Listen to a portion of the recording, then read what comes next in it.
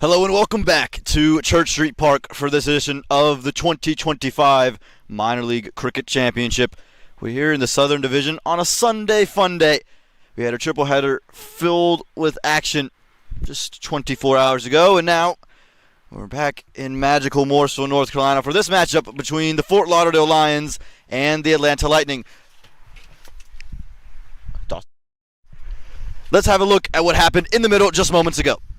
Toss time here at Church Street Park. Have the two captains alongside me, Sharma of the Fort Lauderdale Lions and Manan Patel of the Atlanta Lightning, along with our third umpire for today, Parveen Goyat. We have the coin here for Ronak. And the call is a head.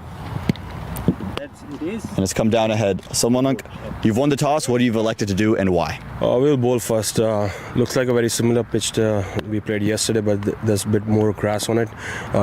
There should be some help for the seamers, and once we do well with the ball, we just want to apply ourselves in the batting. Yeah, 3 games in 3 days. How have you guys been managing the workload? Yeah, we've been recovering well, resting in the hotel, nothing much. Any changes in your lineup today? We have 2 changes. Subhas and Jordan comes in place of Ravi. Well, that was the victorious captain, Manan Patel. He's won the toss. He's elected to have a bowl first. And it will be Heath Richards bowling to start things to Mario Ramprasad.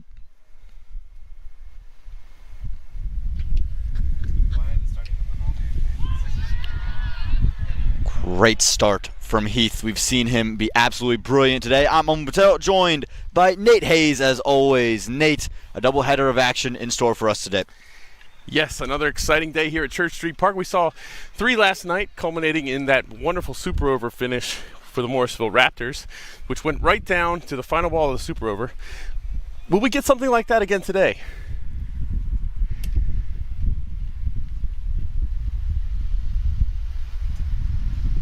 I wouldn't rule it out. Remember last time we had a super over here in minor league cricket?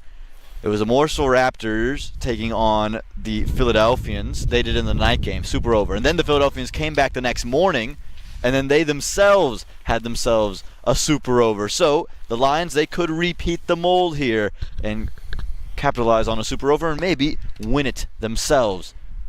Well, there's something about Mario Ramprasad and super overs. He is involved in a lot of them. He's been involved in 3 now, at least, at Church Street Park. This has been the story to me for the Atlanta Lightning in the field. It's been Heath Richards and his ascension with the ball in hand. Remember, he came from South Africa, known as an all-rounder, but really struggled with the ball. This season, he's got off to a phenomenal start. Yeah, a couple seasons back, he was leaned on a lot more with the ball. Looks like he's getting back into that swing, but into the swing of things. But I think he's got a little bit better action right now. Still unable to get off the mark, Mario Ramprasad. He was the real key for Fort Lauderdale in yesterday's affair. His wicket, his untimely demise, felt to me like the thing that changed the game, didn't it, Nate? Absolutely. Until he got out, Fort Lauderdale was cruising. They were going to win that game. Once he got out, there was a hint, there was a sniff of a chance for Mooresville, and they really seized it. A bit of width, and finally runs on the board for Ramprasad. Picks up 4.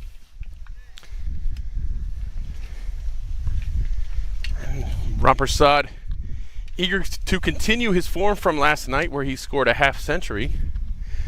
You can see he gets that width. He gets down there and flicks it over, slaps it right over the circle. Yeah, the one time Richards just got too full and too wide, and that's where Ramprasad likes it. He's so good behind point, and then if you get full straight with him, he can take you down the ground. This time pulls it through mid-wicket. A nearly phenomenal take. Spills it in the end, but it was an unbelievable effort even to get to that delivery. Close of over 1, 6 for none. What a great effort here. We're seeing it. We're seeing the hustle from the Lightning early on. They're going to need it. Look at that. What a great job to track that down. And then bobbles it when the elbows hit the ground. It's tough to avoid that when you're on full trot like that. And the Lightning, again, they've shown immense effort in the field, and they've been absolutely phenomenal throughout. Again, new captain for them this season. They've traded Sunny Patel for Monank Patel, the American captain. He's come down to the Southern Division once again, and you can feel his imprint on the side, even through the bowling changes, Nate. Yeah, we know how active Monank is as captain of the USA side as well. We saw yesterday, I think, 6 different bowlers in the first 7 overs.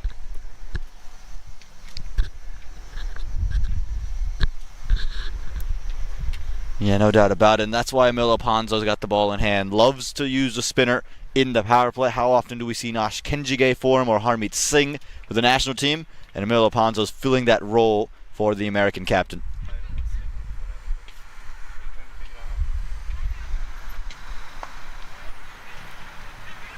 First runs for Satvik Patibandla. Got off to a slow start yesterday. Just 5 runs to his name before he was undone by the left arm spin of Untry. Unch had a heck of a game yesterday. 3 wickets. Really kind of won the game for them in a way. I mean, I know it went to a super over, but they weren't going to even get there without Untry's performance. USA U19 left arm spinner. Speaking of left arm spinners, here with Emilio Ponzo, he's got the leg side of the field protected in the deep against Ramprasad. Excellent drift, and again beating the outside edge. This is what makes Emilio Ponzo so challenging.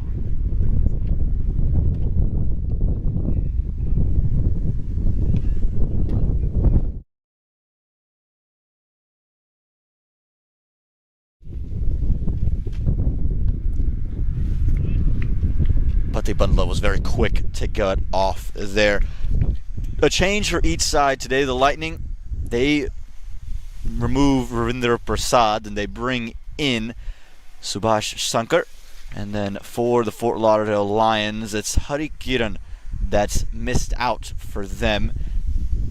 And in his place comes Govind Mohandas. It's an under 21. So a good opportunity for that young man.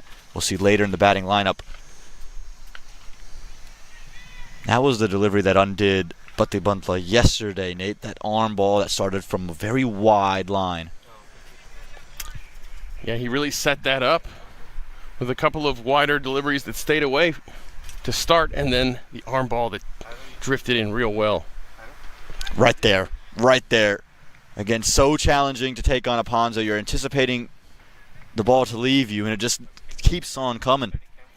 Right, and we saw Patibandla out yesterday, the similar style bowler, so he's got a challenge. Just 2 runs from Aponzo's first, 8 for none after 2.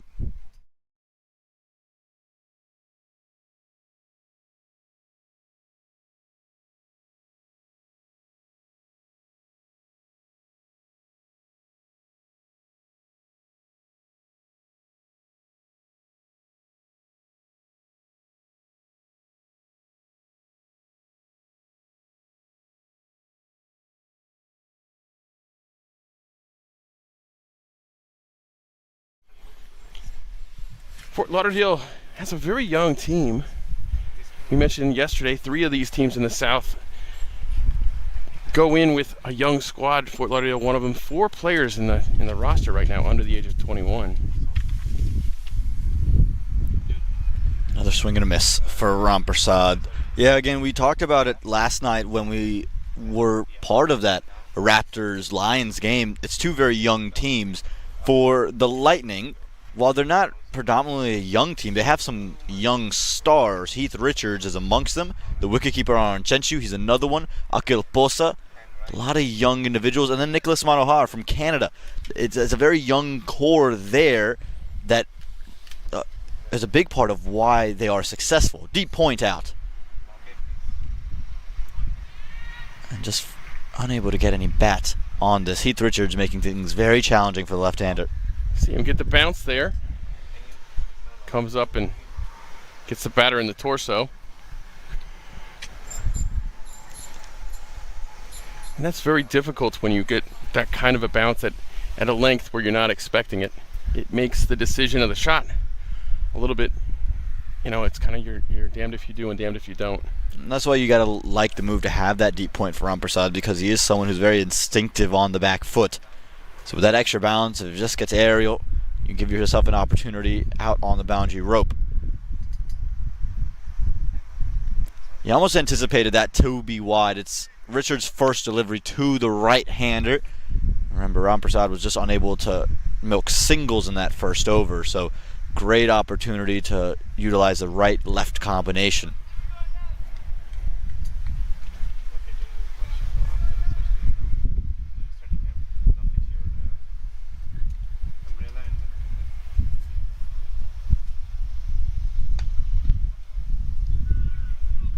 Quick single. I think had it been a direct hit, but they could have been in a bit of trouble. But this is why you send a righty-lefty combination out there. You need the singles to take advantage of it. Yeah, absolutely. You almost earn yourself an extra every other over when you do this. For one.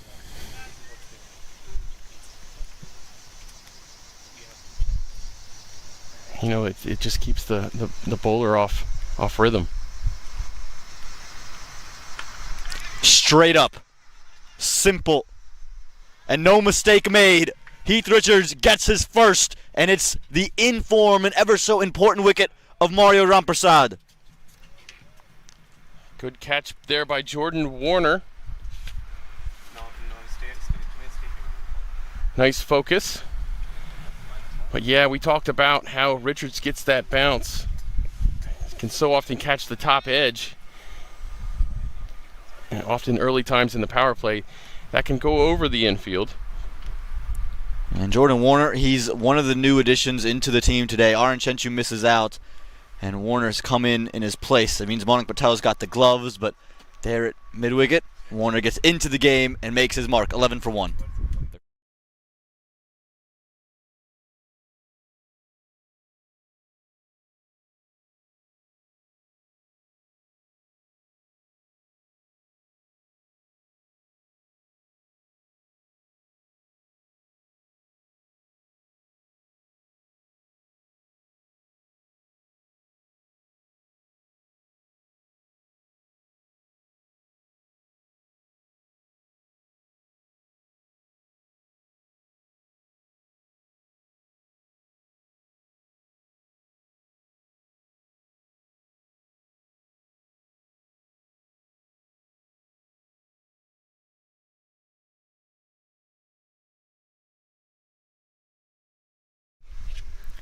Captain comes in. Ronak shot him up. He's in with the bat in hand, and this is a Lions team that doesn't bat incredibly deep. Rampersad was the key man yesterday. Sharma showed a bit with the bat. Only 14 runs, however. He's going to want to make amends.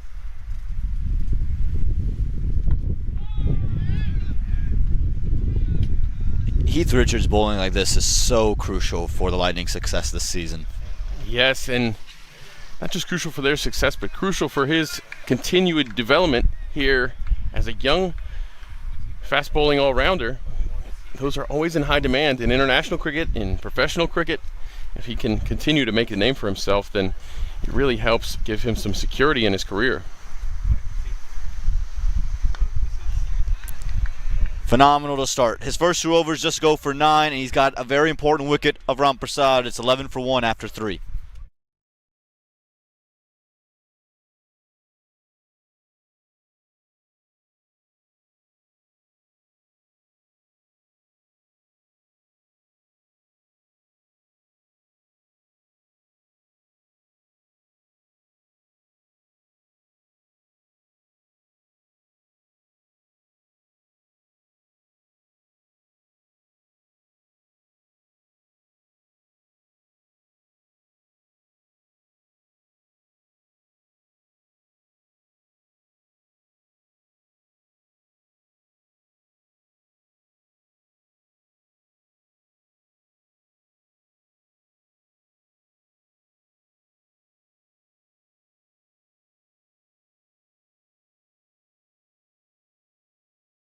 Big shouts. Monica Patel, he's always interested and always in the game. And with the Milo Ponzo bowling, there's no surprise. It's actually not even Monica Patel, it's Manohar who's got the gloves today. But is always going to keep things active. Well, yesterday we saw 6 bowlers in the first 7 overs. Today we've seen 2 bowlers in the first 4. Manak is just keeping things interesting for us. He doesn't want us to know his MO. That looks very close, very close. Probably a bit high. But phenomenal stuff here from Rapunzel early. It looked high from this vantage point. We are a little bit cat-a-corner here.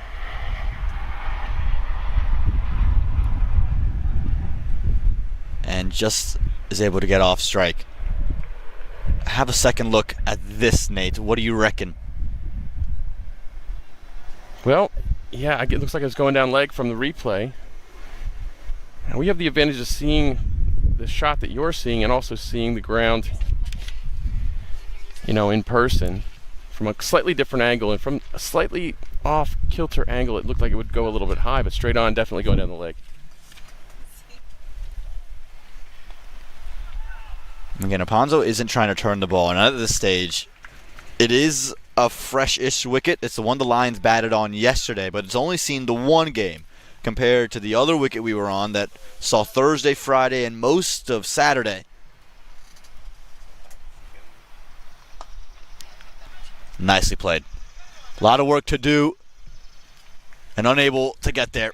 Picks up 4 runs straight down the ground. Just unable to get there, not quite. Unsuccessful uncle stop attempt with the foot. And we've seen by and large a very good effort in the field from the Lightning.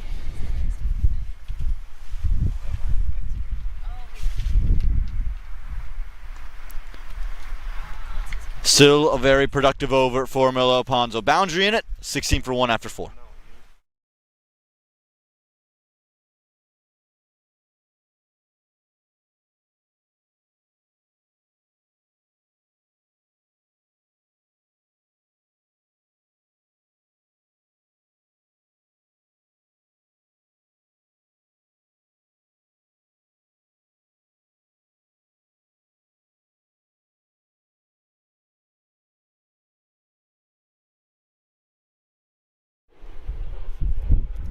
This is where the game typically can really kick on for the Atlanta Lightning. And for Satvik Pantibandla, young man under 21, he's going to have to go against the career leader of wickets in minor league cricket in Fani Samhadri, Nate. The last thing you want to do when you come to bat against Fani Samhadri is have pressure behind you. And right now they have pressure all over them from every direction. 16 with a loss of 1 after 4. They're going at 4 and over, which is not what you want. And Fani Samhadri still has all 4 of his overs. You got to score and not get out right now, and you can't do both of those things very often against Fani Samhadri.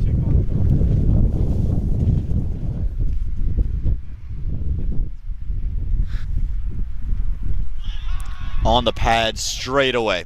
It's missing leg, but you can see him already asking the questions. Samhadri always got a smile on his face, and he's always in the game. He's always going to search for wickets. He is not going to go out there and say, let me hold him to a single. Nope, I'm going to get a wicket on this ball. I love that attitude. It is the Dale Earnhardt attitude. You're not going to hear very many NASCAR references, but Dale Earnhardt was out there to win every time. Excellently driven, expertly placed. And Ronak Sharma up to the task. 4 runs. That's the risk-reward factor right there. We saw Fani Samhadri's most expensive over yesterday went with a wicket. So there's a trade-off sometimes. And it's important to take advantage of that delivery. Not on stumps, full, a half volley. You have to score there. If you don't score off him, then you'll take a wicket. And you can force him into a couple mistakes because he's got so much up his repertoire. if you're able to hit him a couple of times, Samadri will be forced to bowl a couple of different deliveries and maybe just get a little bit looser. We talk about how he's kind of walks the line of being a spinner in terms of the purpose, or in terms of the way that he's used, except for he bowls in the death. So he kind of walks that line between the two styles. It's its own unique thing. And typically, when Chenshu had the gloves, he was up in the stumps for Samadri. We see with Manohar, he's staying back. He's keeping himself more for a pacer, which is fine, but it does take away an element from the bowling, doesn't it, Nate? Yes, it does. When you come up to the stumps with Funny Samadri, you basically staple the batter to the crease. He can't come dance down the wicket, try to meet the pitch of the ball.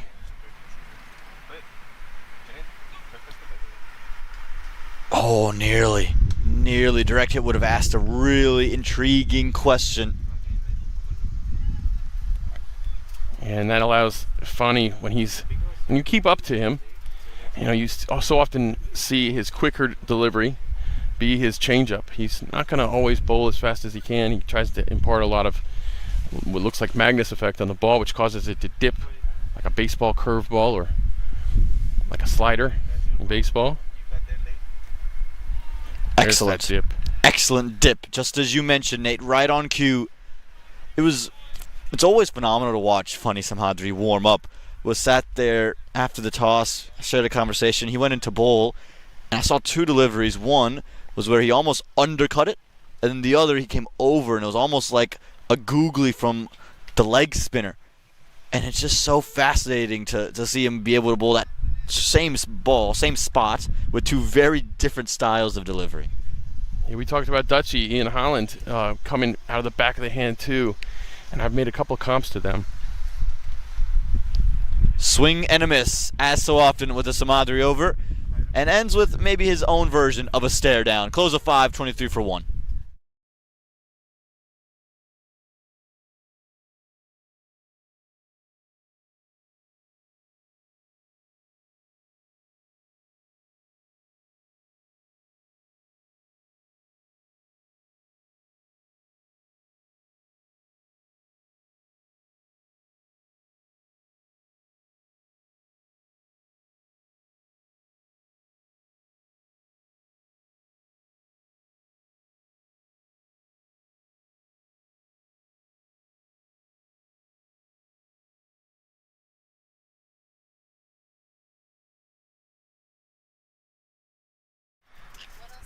Mark Dale in the attack. Now for the Lightning. You're going to see him probably every game for the Lightning. He's very versatile, both with bat and ball. I'll be intrigued to see how he operates here in the power play. Again, I think it's good for Monang Patel to be able to rotate through his bowling options. We've seen so tied to it, and now Dayal's getting an opportunity.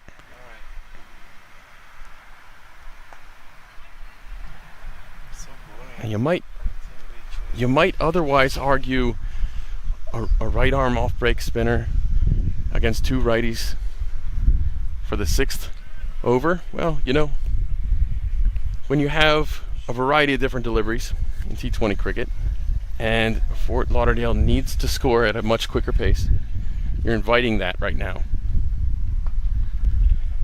And again, Dayal's so experienced, not just through the West Indies, of course, but even in minor league. He spent some time out with the East Bay Blazers, and we haven't seen him bowl his full quota yet this season, but vastly economical, and he's already got 2 wickets. Unbelievable. Is that a catch? He caught that one. Oh my gosh, what a great grab by Heath. Holy smokes. Sometimes it isn't your best ball that's going to deliver the best wicket. This is a real drag down, and Putty Bundle is going to be kicking himself. How has he managed to pick out Heath Richards, who's made an unbelievable diving catch out to his left? And the big man says, thank you very much. 2nd wicket for the Atlanta Lightning. Putty Bundle goes for just 3. It's 24 for 2.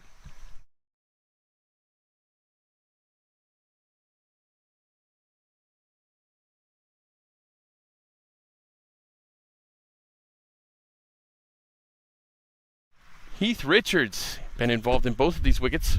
First with the ball, and then what a tremendous snag. We've seen a little bit of everything this weekend at Church Street Park. Come on. It's not the first time he's taken an absolute worldie. Remember back in Major League Cricket down in Fort Lauderdale, funnily enough, down at the long off region of the ground, leaping up, this time leaping down.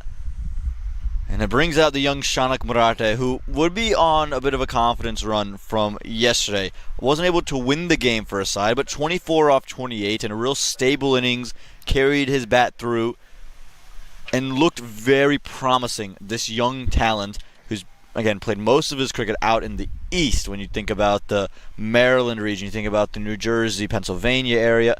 But this is a man who has shown that no matter where he is in the country, he's going to be able to find some runs.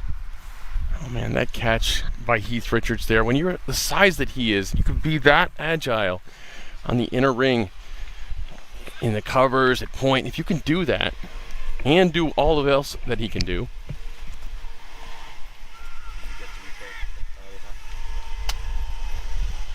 And they're going to maximize that, get a single out of that. Dayal's a little bit annoyed, looks like. Yeah, very intense, this Atlanta Lightning team. You mentioned being as big as Heath Richards and to be that agile. You think of who else fits that mold in world cricket. Well, there's one name that comes straight to mind. Glenn Phillips, what he does at backward point, and he is not a small person either. Glenn Phillips is definitely a unicorn. And here's that replay of that catch. You can see this is coming pretty quick at him. He's got to dive to his left side, and he catches that. He puts two hands out and gets him on the ball. What a great grab. It's just a sure-handed grab.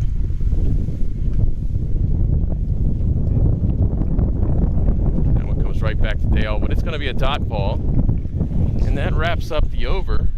25 with a loss of 2, including an incredible catch by Heath Richards.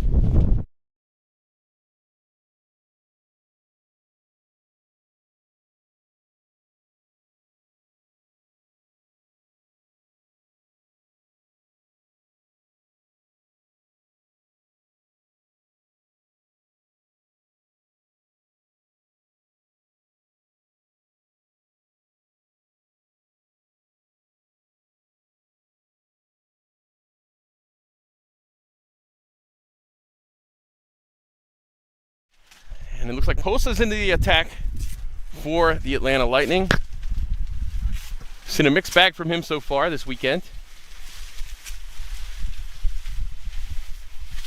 He will be the 4th bowler today. So second change bowler here for Fort Lauderdale. For the Atlanta Lightning.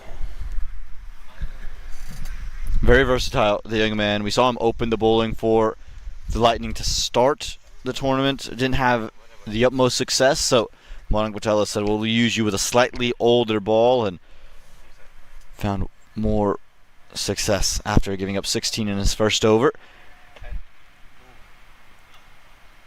Followed that up with a 3-over performance where he just gave up 34 and took a wicket, and really the 34 was spoiled because he was brilliant in his first 2. It was a 3rd over that was probably a touch more expensive than he was ready for.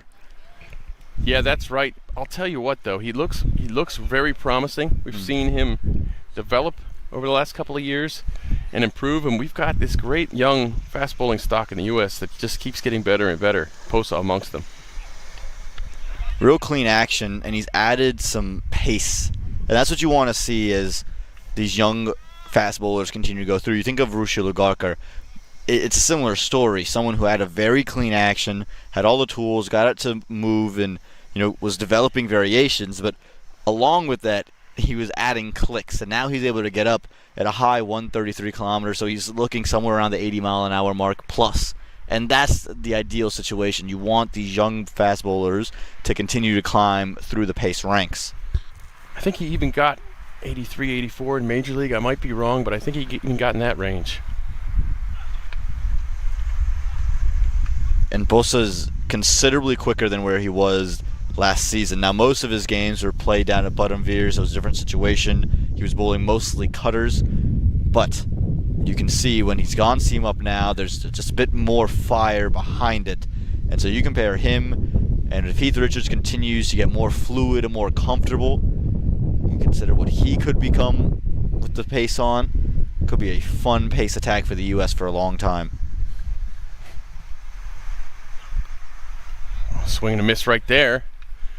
Another dot ball from Posa. He's looking really good when he's hitting that length. They're getting movement away as well, and for Shanak Mararte, this will be a real interesting question. When does he say, look, we've had enough now. 27 for 2 is not good enough post the power play. We've got to get a move on, at least be getting singles. Yeah, against this Lightning team, you're going to need a lot more to defend. Yeah, you saw the wild stroke there. That one's come more out of necessity rather than the ball being there to hit. There is a vacant mid-wicket region, but that is a bold stroke to take on Posa with his pace, and it's prompted a change in the field. Mid-wicket is now dropped as fine leg has come inside the ring.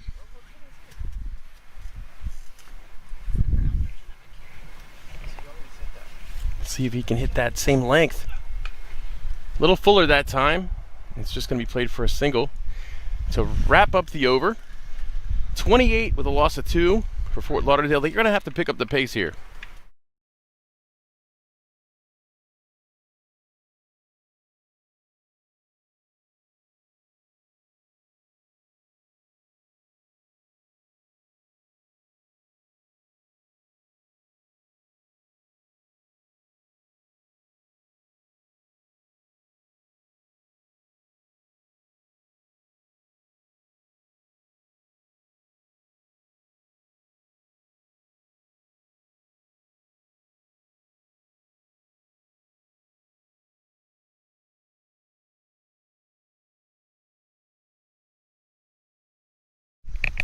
So Ty in the attack, saw him get his quota at that very first game. He was, as I mentioned, they kept going through all the bowlers, but they were kept changing bowlers around. So Ty, letting him bowl 4 on the trot. In the last innings, he bowled 3, I believe. Bowled 4 in that first game, none for 21, and was quite brilliant. And again, he's so versatile for Manan Patel, both with bat and ball. Last year would open the batting and bowling for the Lightning. This year he's not opening the batting, and with the ball they've brought him in the opening position. They've brought him in the first change, the second change, now the third change. So they do so many great things with Ty. Very economical. Challenging the stumps there, challenging the stumps, and just a single.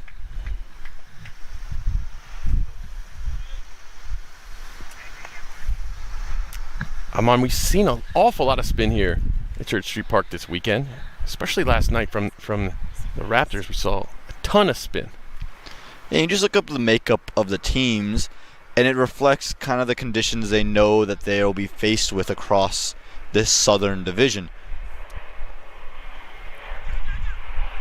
And that's not to say that the fast bowling's been ineffective. It's actually been quite effective here. There's something for everybody, for every bowler here at Church Street Park. But Church Street Park at times in the South tends to be the only venue that maybe provides that bit of balance. We see at Putnam-Veers, it's a ground their spinners love to be a part of. Fort Lauderdale, that's a ground that, oh, this could be out. No, it won't be. Fort Lauderdale is a ground where, seamers can have some success down there at Broward County. We don't know what that Orlando venue looks like, and there's some theories that maybe it's a spin-friendly ground, but that's what you see down in the South. So you're seeing the teams reflect that in their selection process.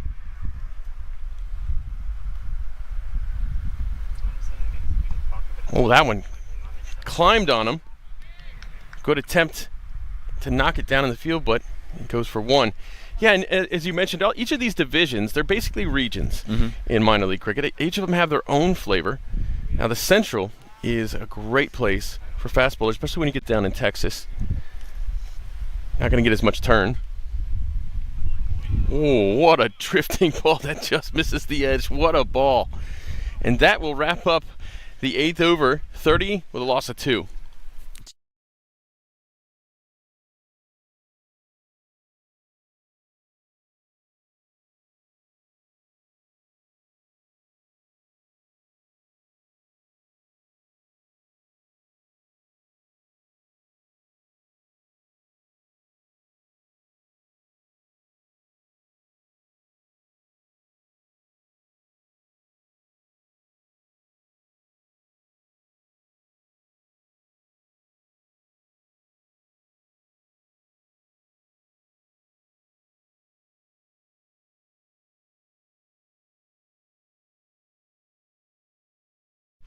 And Posa remains after that very efficient 3-run over.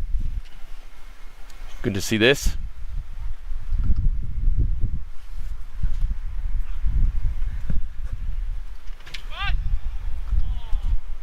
Ooh, and the throw hits the runner and scurries off, and they'll get 2 out of that.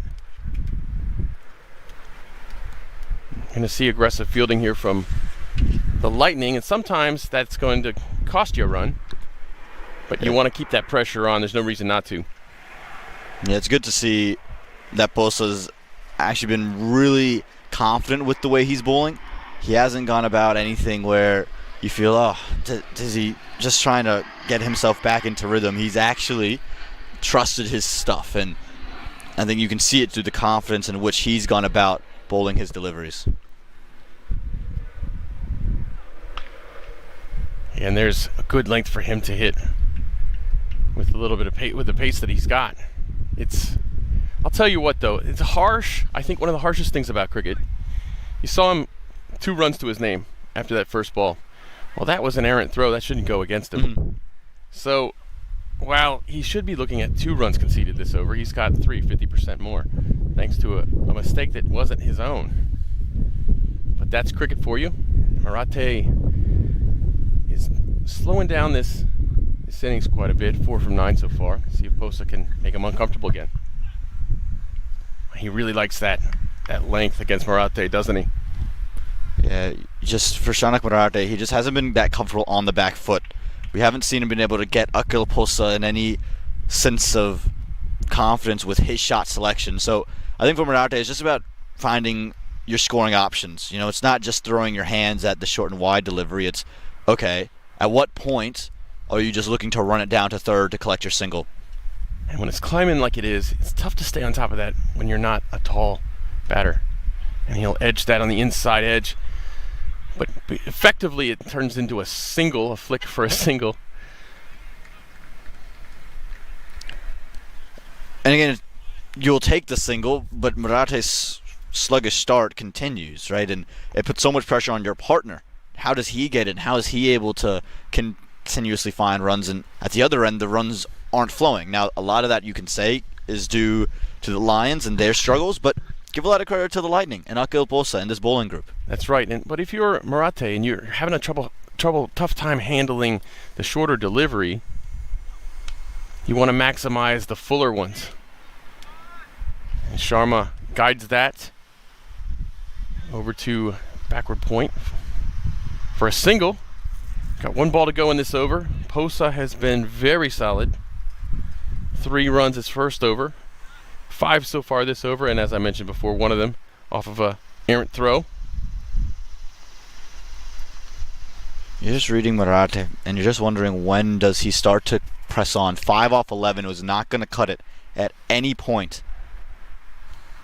We saw yesterday Posa earned himself another over later in the innings. Ooh, swing and a miss, and batter thinks that might have been too high, but it's going to go for a dot. That's the end of 9, 35 for 2.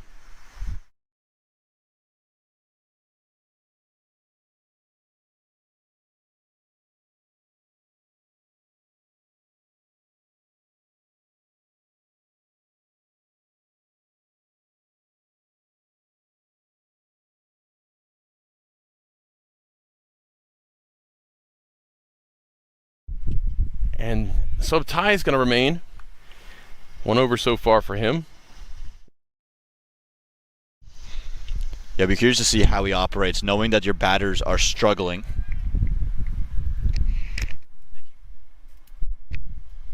And how does he choose to operate? Oh, hello, Shanak Marate. Don't go anywhere. Don't leave. Don't leave your crease. Love the gamesmanship. Oh my goodness, imagine that. I don't think that they've been too aggressive running. Rocks to the back foot, and that's racing away towards the boundary, and he'll make it for 4. Good shot from Sharma, answering the hesitation delivery there. with a boundary. Yeah, always important to be able to take advantage of lengths. And again, short, too short, far too easy. And again, just able to roll it all the way away into a vacant region on the offside. When you read the length that quickly, like Sharma did there, you saw how he was able to get himself into a position where it buys him some time. When you're able to do that, you can pick out the gaps easier. It's a great example there from Sharma. And Ty's going to go bowl around the stumps on that one, but it's going to be guided for a single to third man. A rather interesting stop there from Funny Samadri. It looked like he almost got stuck putting that left foot down. And that brings Marate into on strike.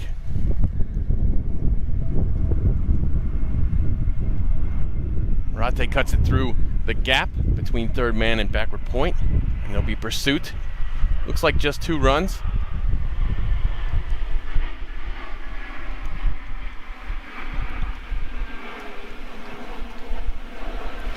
Yeah, again, but this is important for Marate to continue to be able to milk runs off of Sobtai and just make him feel a bit of the pressure.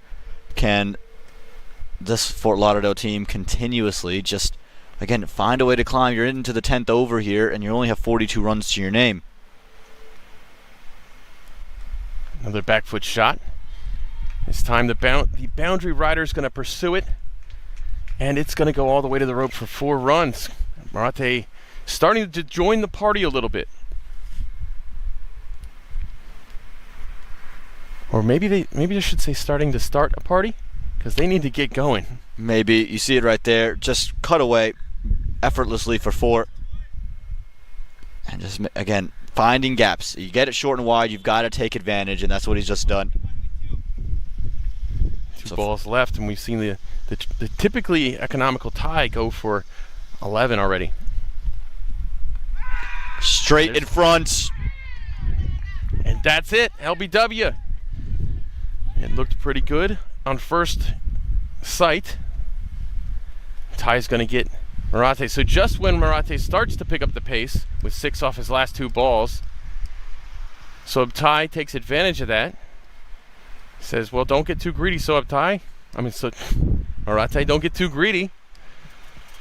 I can do that. And it's the arm ball. Looks like it's about to hit middle and off stump.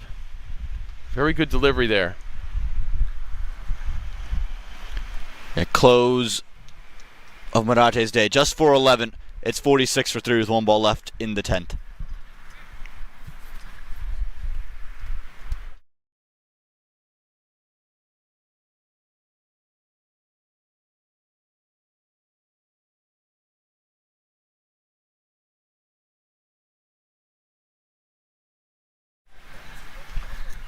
And Ty takes the 3rd wicket. We've got 1 more ball left in the first 10, and it's going to be Wesley Jackson with the bat. We saw a couple of good things from him last night. Wasn't able to get the job done. He came in the middle under some very high stress circumstances. Today he comes with Fort Lauderdale needing to pick up the pace at 43 for a loss of 3. 46 for a loss of 3.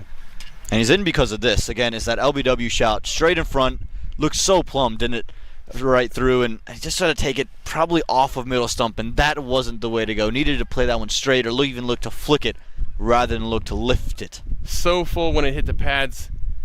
There was really no turn and play at all, but it was the drift and the length of the delivery.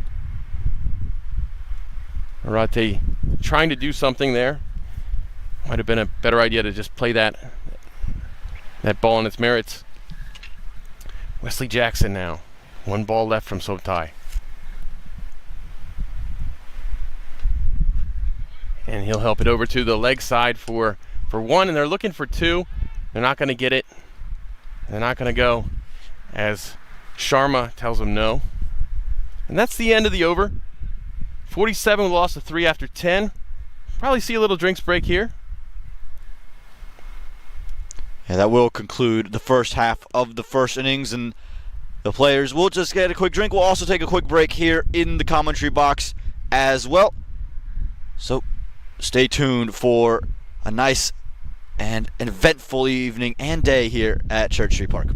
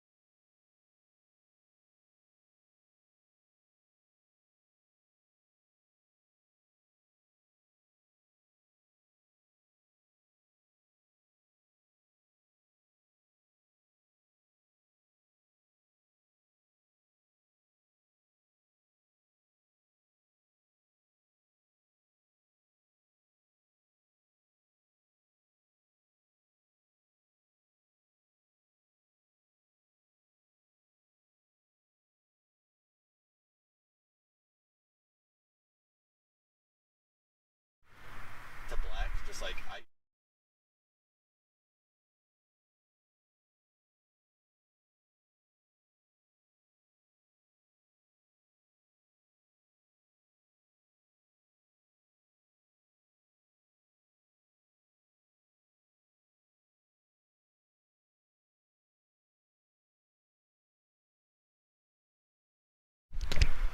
No surprise. It's going to be Akil Posa with the ball in hand, and why not? He deserves it.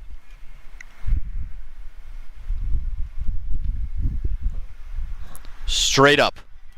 Has he got enough of it? Yes. Yes, he has. It will be the end. Wesley Jackson, it was a similar way he was dismissed just a day ago, and this time it's to a smiling Akil Posa. Yeah, that leading edge, just like yesterday.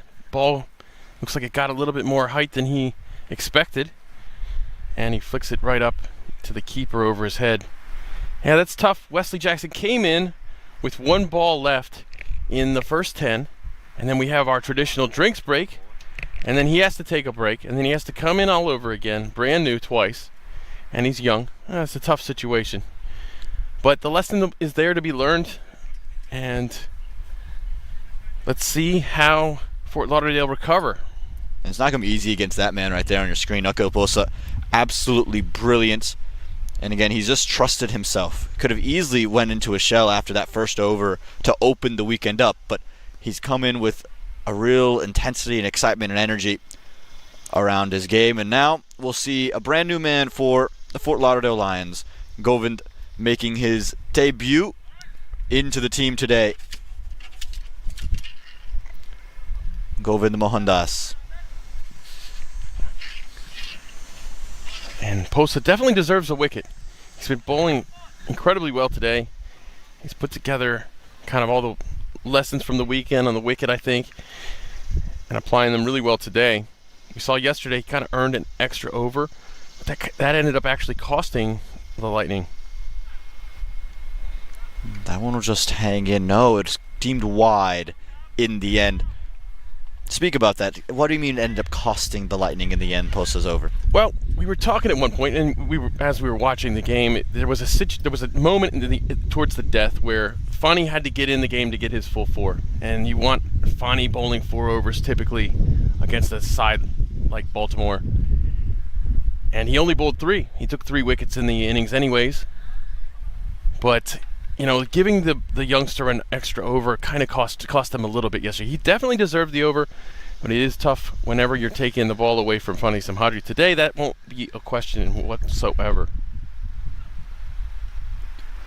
Adding a slip for Posa, and I think rightfully so, given the fact that he's just been so good with the ball. Adding that bit of swing, a new batter. I just like the aggressiveness there.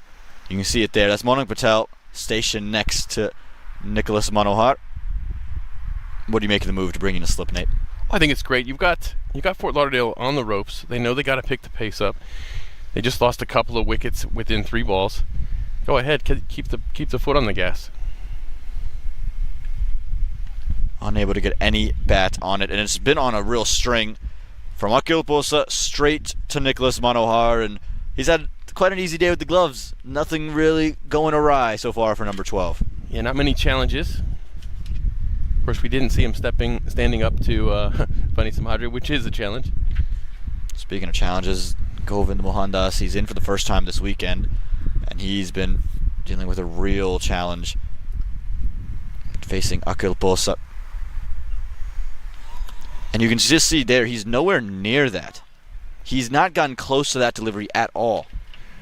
Did move a little bit, it looked like, but yeah, you're right. He was a good bat's width away from touching that ball.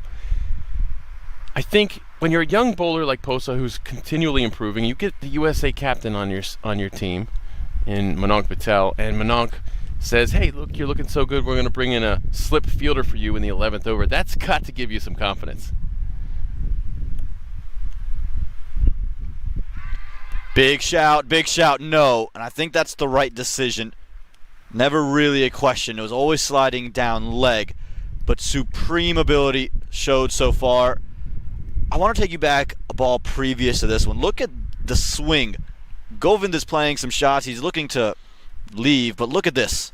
Look at this movement on this one and where Govind was. Just nowhere near it, Nate. No, it just almost like scooted almost out of the way of it, it seemed like a little bit. Yeah, that was... Yeah, it doesn't give you a lot of confidence, I think. Let's see how Govind responds to that as the inning goes on.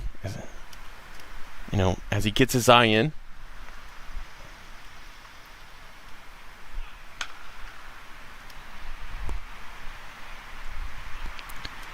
And just going to find a single. Another terrific over. That for the Atlanta Lightning. Close of 11, 50 for 4.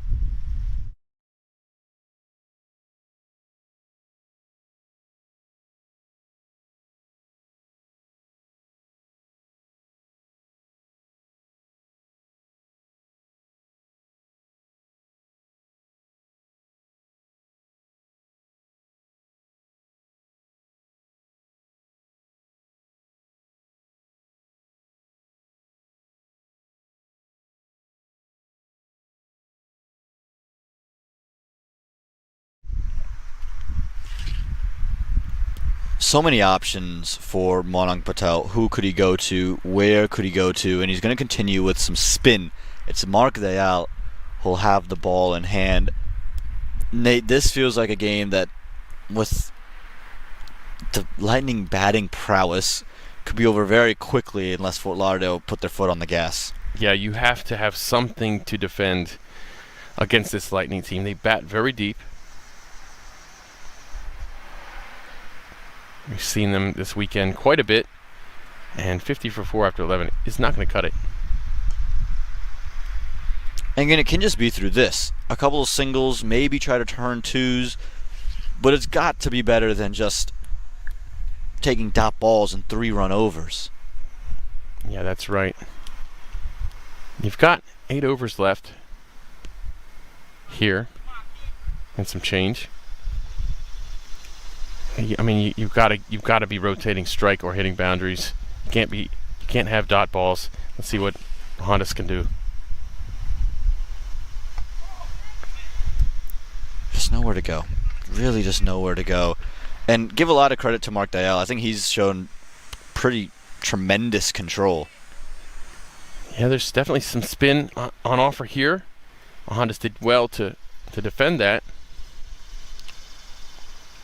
Can't defend that. Cannot defend that at all. Brilliant from Dayal, and he gets straight through Mohandas. It looks like Mohandas was through the shot by the time the ball collided into the stumps. You can see here. Yeah, just swung right over top of it. Ball turned just under his bat. Mohandas will walk back without a run to his name.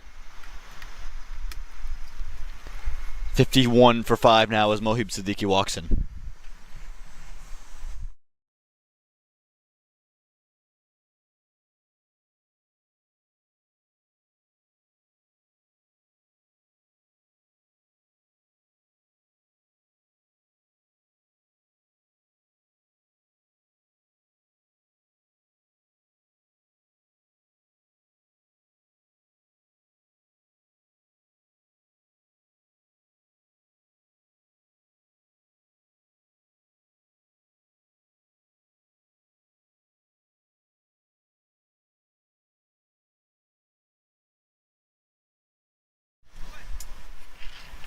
Pretty phenomenal, the Atlanta Lightning. Mohib Siddiqui, he nearly played hero yesterday, didn't he, Nate? Came in, hit the 4 to send the game to a super over, and he did show some nice promise as well. Remember, he was the one who hit Rajanan for a boundary to close out that spell and give it just 10 from the final over. Yeah, he batted in a critical place for them yesterday, and this is an equally critical place, maybe not as spectacularly critical, but they need an awful lot of runs. Wow.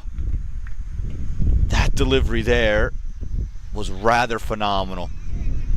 Yeah, that just turns right past the edge. Kind of feels like maybe it's turning a little too much. Smothered there. Little misfield, but still won't lead to any runs. You can see they've almost closed up shop completely, the Fort Lauderdale Lions. They just don't feel in the game at all. And we're going to need some expression here, some intention from Fort Lauderdale. That won't cut it.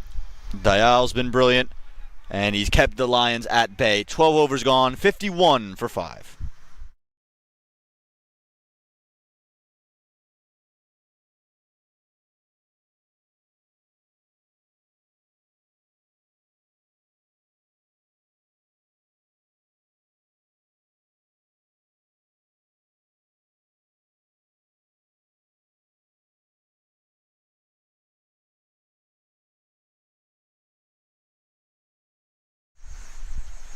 The Atlanta Lightning have been all over it. You see the flags there. And look at this from Mark Dayal. He's just been really special. And just look how much that's turned and gripped off the surface. Again, this venue, in and of itself, hasn't shown that much turn on this specific surface. But even Dayal is able to extract it. Yeah, that he's definitely getting some turn. He's only conceded 3 runs and 2 overs with 2 wickets. That is quite a day already. And he's got 2 overs left. I'll tell you what, this Lightning bowling attack, they have so many great options. They're going to trouble everyone. And you see Heath Richards there with a wide. And well kept by Manohar. Again, new role for him, being given the gloves. Ronak Sharma has been out there really the entire time, 23 from 22, a lone soldier, but it hasn't resulted in much for his side. He scored half the runs, and even then, they're really in no position.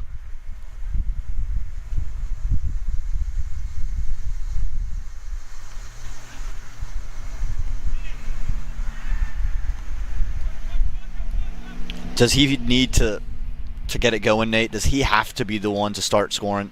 I think so. I think he definitely has to be the one at this point. You know, we've lost Mario Ramprasad, who had such a tremendous innings yesterday. We saw how important it was, his wicket was yesterday. Apparently his wicket's very important today as well. But Ronak Sharma has been in there for some time now. I think you have to tell your team, hey, look, I got to go. I got to score. If I get out, somebody else is going to have to do it now. But I think he has to shoulder the need right now.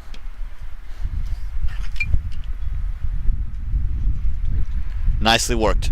That will race all the way to the boundary and all the way for 4. A nice little counter punch, and the Lions need plenty more where that came from. And we've seen some great stuff from Mohib Sadiki this weekend. As you mentioned yesterday, and crucial to getting to that super over. You see, he has quite a wide open stance there, but just guides that into a great area.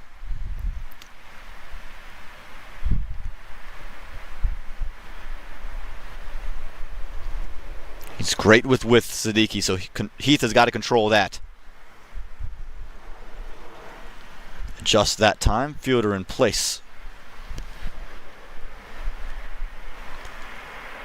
Heath has conceded 7 this over after only 9 his first 2 with the wicket.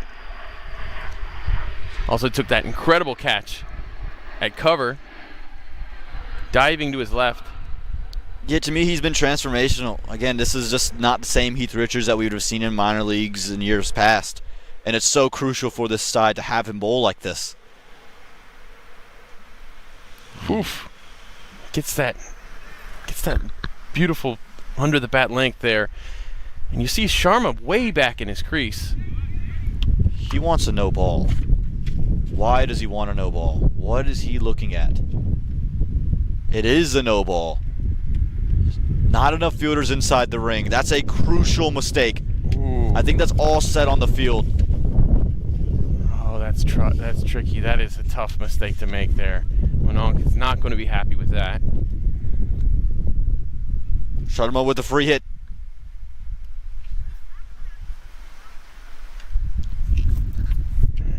Well kept. That was actually really well not to leave it to any more runs there. Manohar. And we're going to do that one again. Tack on another run for Fort Lauderdale. 60 for 5. And Sharma needs to maximize this. Boy, does he ever. Keep the extras coming. Heath Richards is just trying to bowl a couple of different deliveries. Tried a slower one, and it just went awry. So Ronak Sharma, it's still a free hit. It carries on. Gotta say, I think Heath looks a little more stiff this over than he has in the prior 2.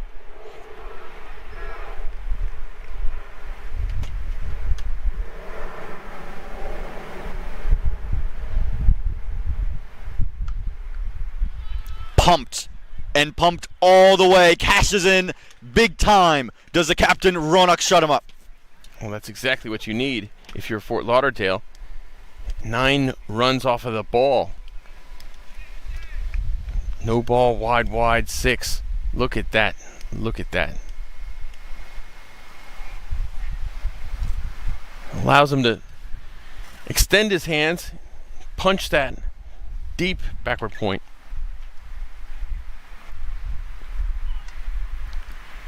This could be wide. No. Says it's past him normally. And Ronak Sharma is unhappy for it. He at least wants it to be 1 for the over. He's saying it's gone well above me. Umpires disagree, much to the dismay of Ronak Sharma. Well, certainly that's got to be. He did give him the warning. He's gone 1 for the over. That was a late signal, but given in the end. Umpires so far this weekend have been absolutely brilliant.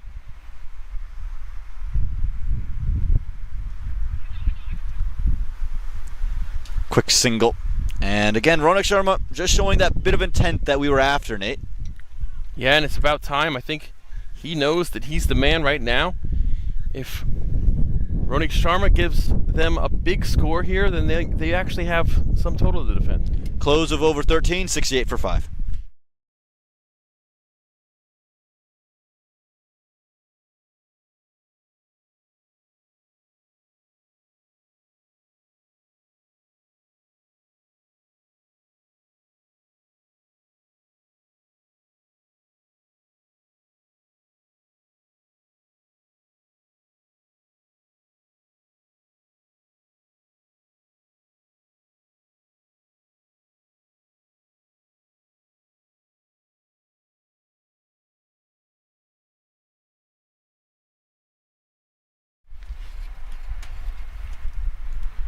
Monang Patel, just seeing that things have maybe slipped a bit, he says, enough. Let's go to our premier strike bowler, Amila Alfonso. What a luxury to have, Nate, to just say, you know what, things are sliding. I want that man on my screen. Oh my goodness, to be able to go to Mark Dayal, Amila Alfonso, Fani Samhadri, Shobtai, just to have all these options, it's crazy. It's ridiculous, and utterly ridiculous, because they're premier options, and we haven't even named Heath Richards, nor have we named Akil Poso, both of whom have been bowling absolutely brilliantly.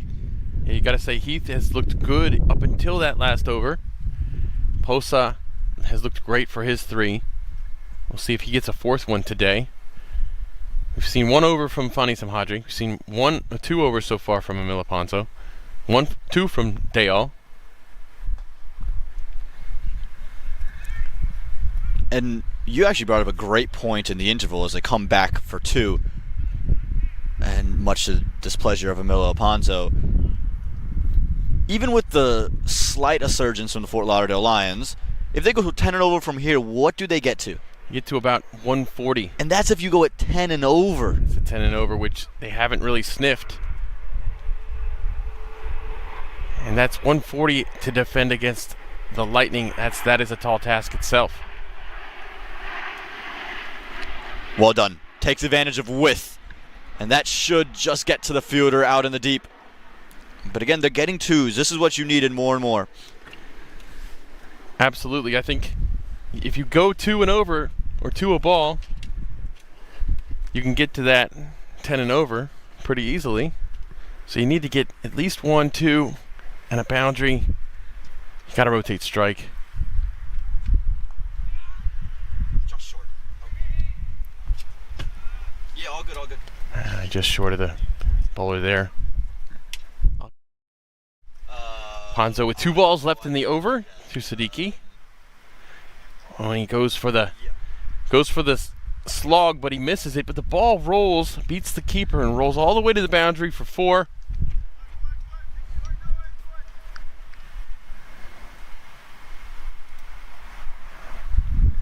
And looks like buys. They're scored as buys right now.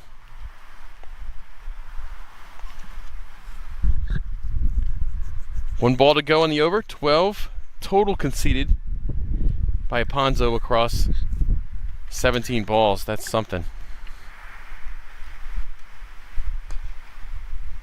And he chips it over to the offside for just 1, and that wraps up the over. 78 for 5. Fort Lauderdale have a lot of work to do right now, but they did get 10 on the over. As I said, they needed 10 and over to get close to 140. We'll see if they can actually accomplish that. As deep as this Lightning team is with the ball, they look equally as deep with the bat.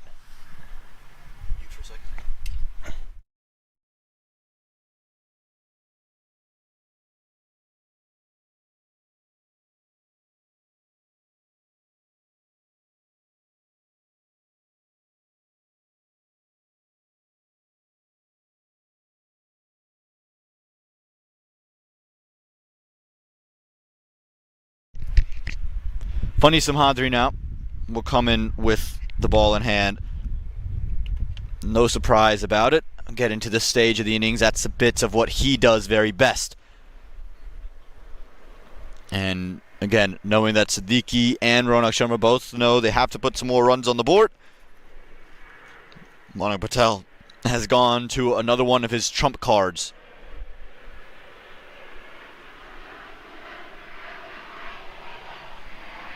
Making some slight adjustments here. And again, just wanting to prompt those changes in the field. Monang Patel, he is begging his 3rd to come inside the ring. Doesn't want another no ball. What does this man have up his sleeve? Just worked. I just feel that there was a lack of intent there. There's 2 on offer. Again, there might not be 2 there, but you've got to give yourself a chance to get to it. And there was just never an opportunity to get to from the position they put themselves in.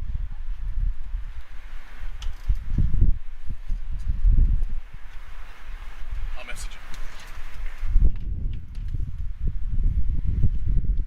Yeah, they're going to need better intent between the stumps here. Just a little fix of the tape on the back of Sharma's jersey. I actually asked him about him at the toss, what the tape was for. We'll get to that in a second as Manohar's up at the stumps.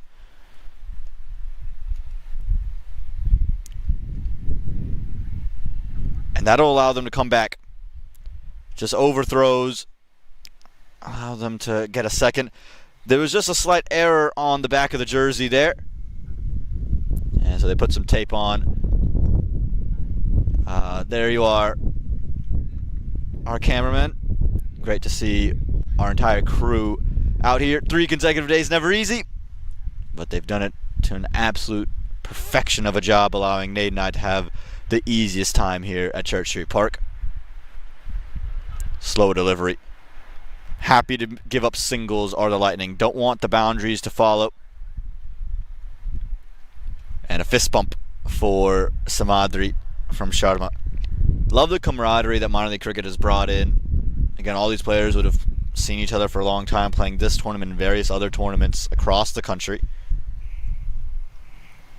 And so there's this great familiarity, respect, and recognition from all the individuals. Interestingly enough, for the left-hander, Samadri wants to go around. Dipping full toss. Yeah, again, you just got so many options, Samadri. You never know what he's going to throw at you. It's so hard to prepare for a bowler like him, because he can easily sit there and say, okay, I'm going to you in one direction, can hit you in another.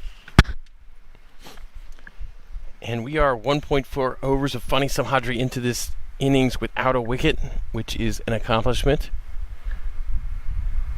He's only going for 11.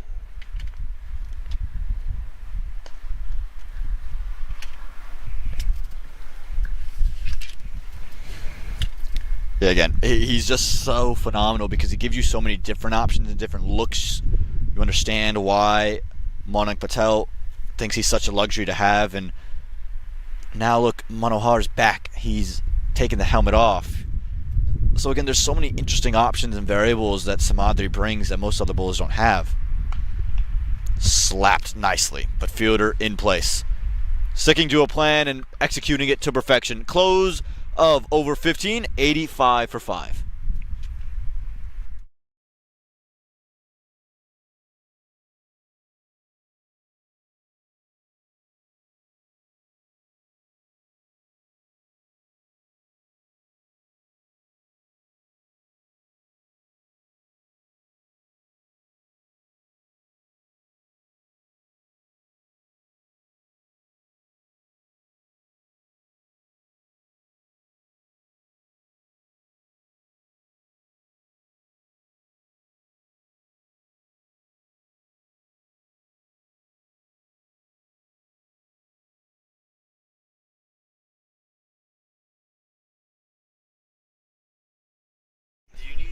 Ponzo with the ball.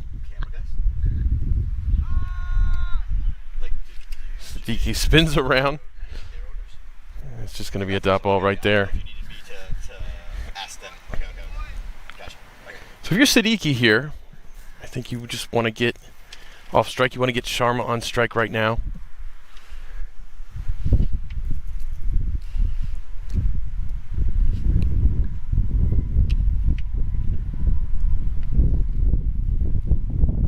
So Nate, what are you totaling here? What are you looking to total, targeting?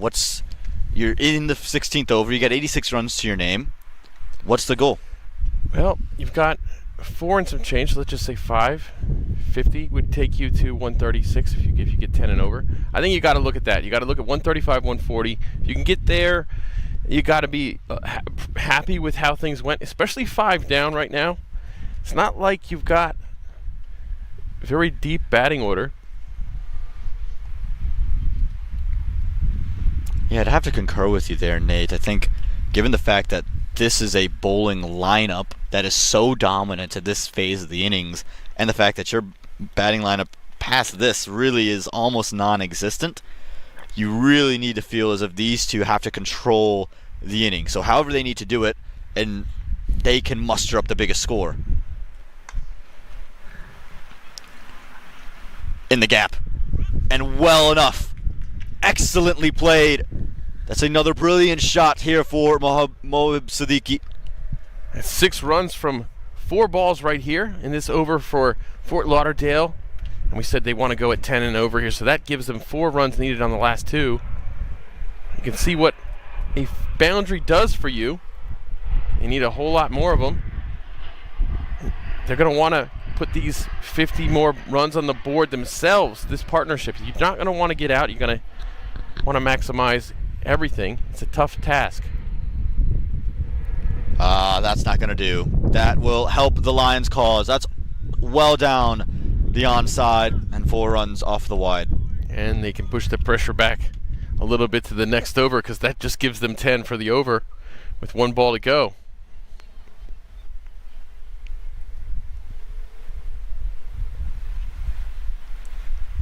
So the Lightning kind of letting them off the hook here, letting Fort Lauderdale Lions off the hook a little bit.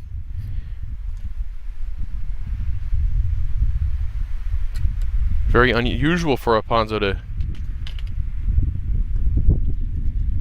I'm going to hustle here. Looks like they're going to come back for 2 probably. And they're going to get it. So great job. 12 runs off the over for Fort Lauderdale. Yeah, they've done a great job. Again, like you were starting to say, there was this bit of, it's unusual for Mil Alfonso to be this expensive. So to be able to cash in on his over is so valuable at this stage of an innings. Actually 13 off the over with 1 ball left. Really big over here in the context of things.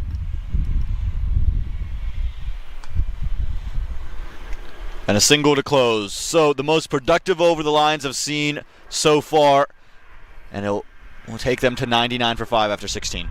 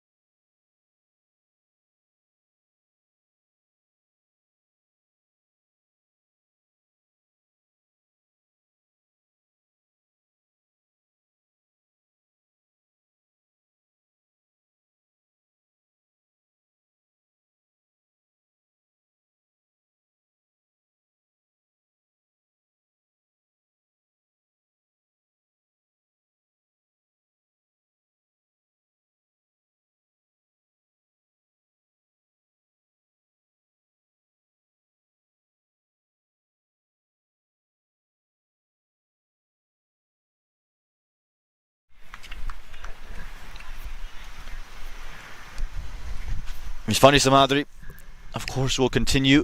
I'd be curious to see how long the Lightning can keep and fend off the Fort Lauderdale 100. You think it's happening in this over, Nate? It has to be in this over. Oh, they got to. They absolutely have to if they want any chance. Trying to be innovative, but it's just not there. I love the intent from Mohib Sadiki, though. I think I would like to see more of the Lions play with his intent.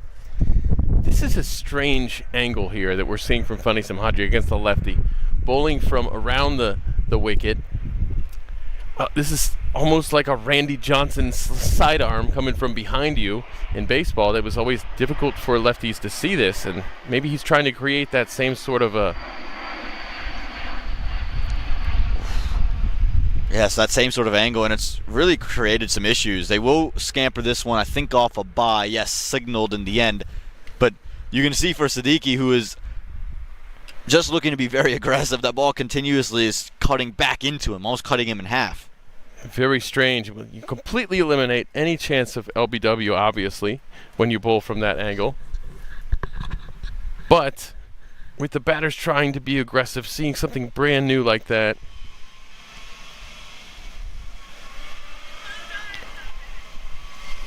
Where is that gone? ooh, How has that not gone to the stumps there, Nate? that was, what kind of strange force field did that hit? Let's take a look. It's just cut away. It's just cut away. It looks so good Oh my. and so plumb early. Wow. I think Ronak Sharma is so lucky that Funny Samadhi's ball just does too much in the end. Effortlessly chipped and effortlessly chipped away for 4. You're now at 104 for Fort Lauderdale Lions. Fonny slapping his hands there. Look at that.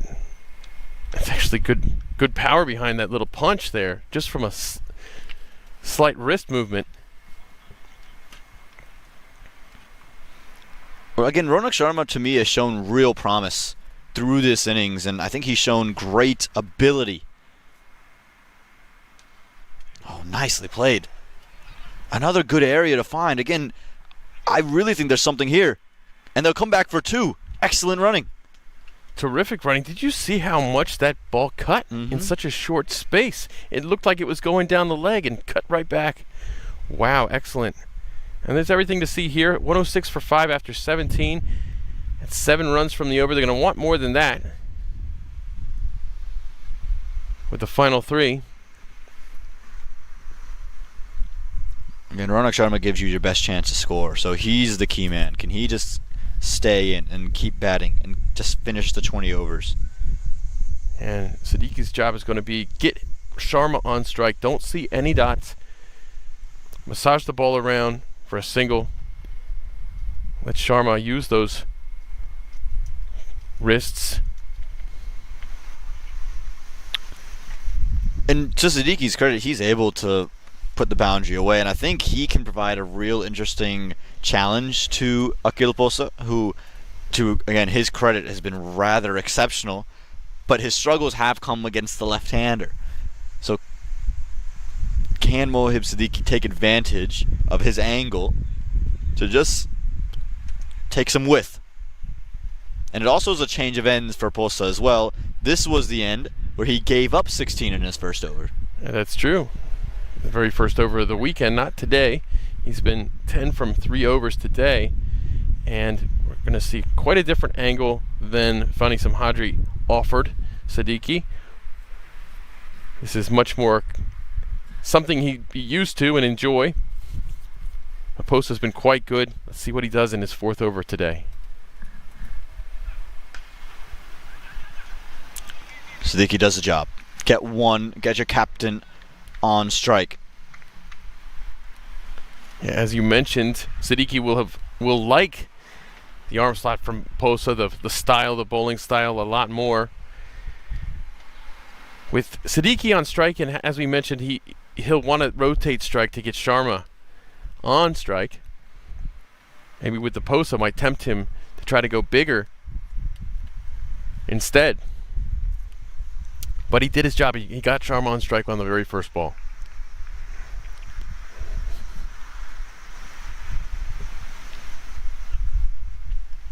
Again, left hand, right hand combination, always seemingly such a challenge. And again, that was the one question. Can Posa manage to handle that? Sometimes it just takes one ball to correct yourself, to find your slot. Sharma 7 shy right now from a half century.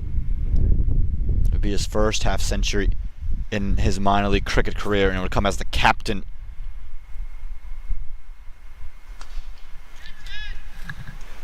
Just short of any fielder, but excellent skills on display. So the wide gives him 3 on the over so far from 2 balls. Right now, if you're the Lightning, you know Fort Lauderdale's trying to score. We don't want to help them with any more extras. Extras do alleviate a little bit of pressure because, as we said, they're going to want to go at least 10 and over. They got 3 from the first 2. Leaves them 7 from the next 4.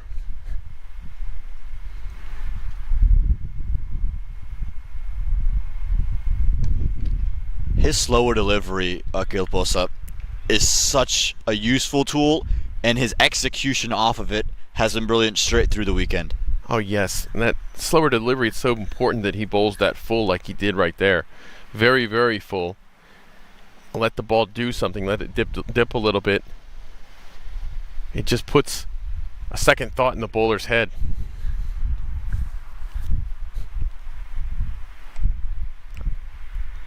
He just has given... Sorry, in the batter's head. He's just given no width either. It's been the real trick as well. Oftentimes you see him or other bowlers think about Ritik Uppity last night when he did bowl to the left-hander. Final delivery, brought the deep third in, brought the deep point in, and then pushed it wide.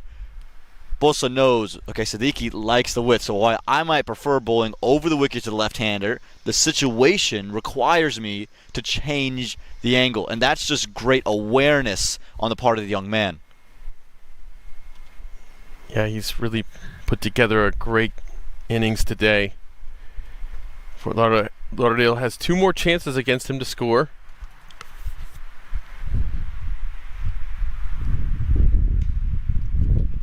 Maneuvered well, but not well enough. Exceptional in the field. That was a difficult ball to do something with. They got 2 out of it.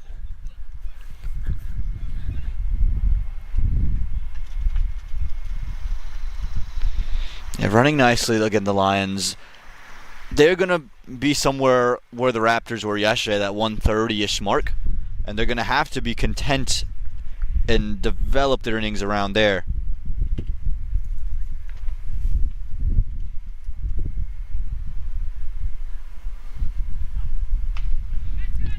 Cry of catch, just to bounce out. Akil Bosa, what a spell and a day for him. Just 17 runs he's conceded through 4 overs, and he's taken a big wicket. 18 overs gone, 113 for 5.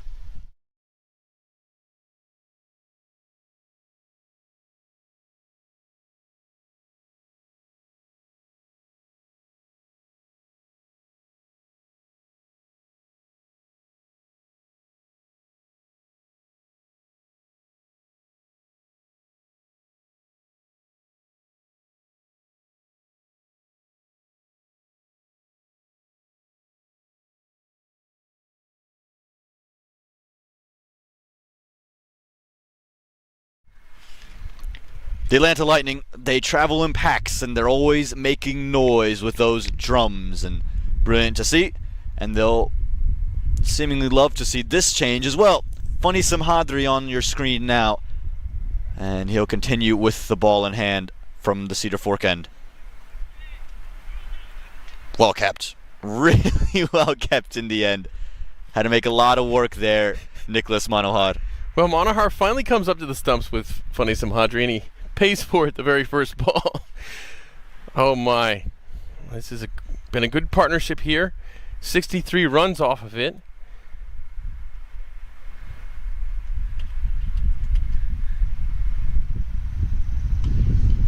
Lifted, but to the fielder. Simple in the end for Mark Parchment. And Ronak Sharma misses out on what could have been a first minor league half century. And the wicket count continues for minor league cricket's all-time leader, Fani Simhadri.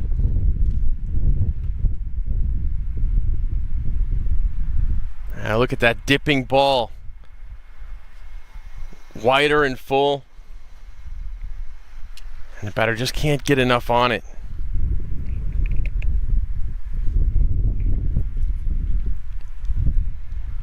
Yeah, there's no surprise that Simhadri's in the wickets. Again, he's just so vital, so crucial, and does so many great things. It brings along a new bat for the Fort Lauderdale Lions.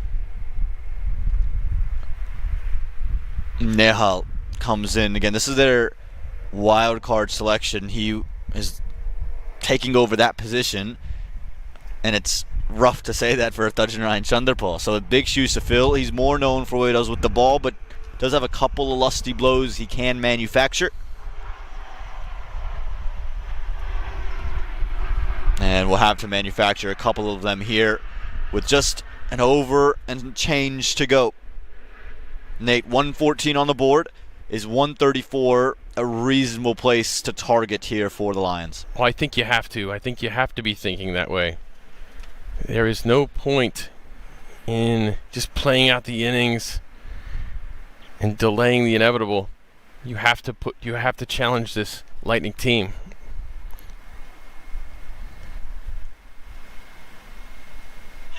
Oh my goodness.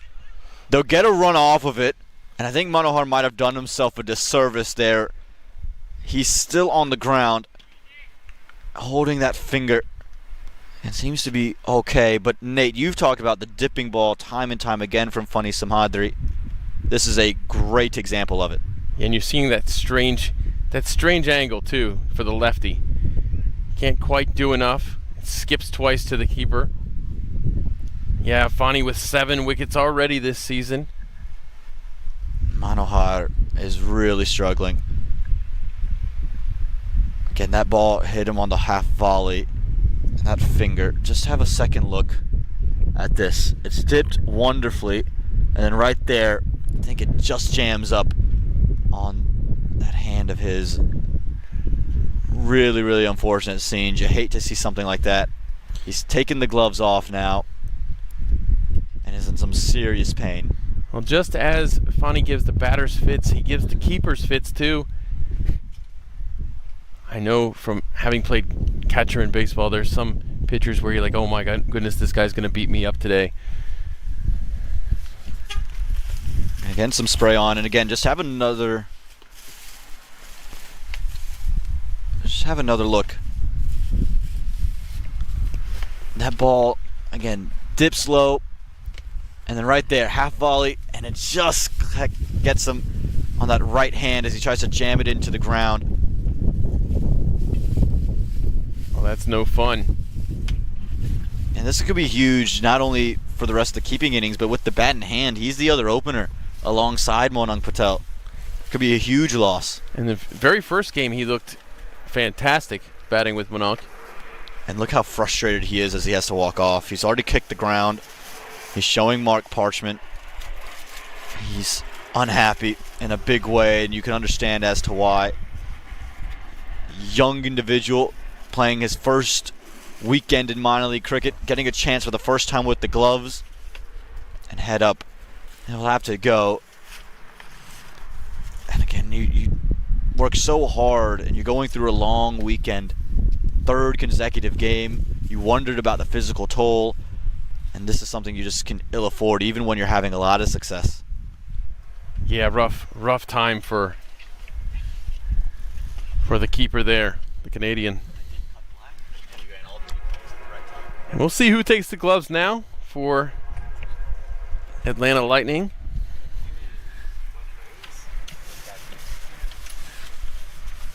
And it feels like Aaron Chenchu can come back because of the rules in place. He is listed as the sub-wicket keeper, so he is allowed to take the gloves, and he's got the gloves in hand. I wonder if he can be the sub-batter as well, or will it be a Vivek Ganamuri? He's listed as the sub-bat, so that's something to look and see. They could even go Ravindra Prasad, technically a sub-all-rounder, but I guess it's like for like, so how like do you have to be becomes the question. It's absolutely genuine injury there. Manohar is going to... Oh, there goes 4. Yeah, brilliant from Sadiki. Again, he knew the angle was coming, so used his feet to get ahead of the slower delivery. And says, Chenchu, don't worry. I'm not going to let you come in and face one straight away. He skips himself over. You see, that's his answer to that strange angle from Funny Simhadri. He's going to scoot over a little bit and down the wicket, give himself some space. That angle is intended to take away space from the batter. And I love the intensity here from both Captain Monang Patel and Funny Samhadri. They could easily say, look, 119, we're fine, just bowl another ball. But they've adjusted the field now. They've shifted that cover fielder to be in more of an extra cover region. They are saying, Chenshu, come up to the stumps. Let's keep him at bay. They are treating this truly and utterly like it's a high-pressure situation. And I believe that you have to do that in a match situation because there's no pressure like game pressure. Oh, you can't take anything for granted either. This game is nowhere near decided. Any number of things can happen that are outside of your control. And then, of course, things can happen that are inside of your control.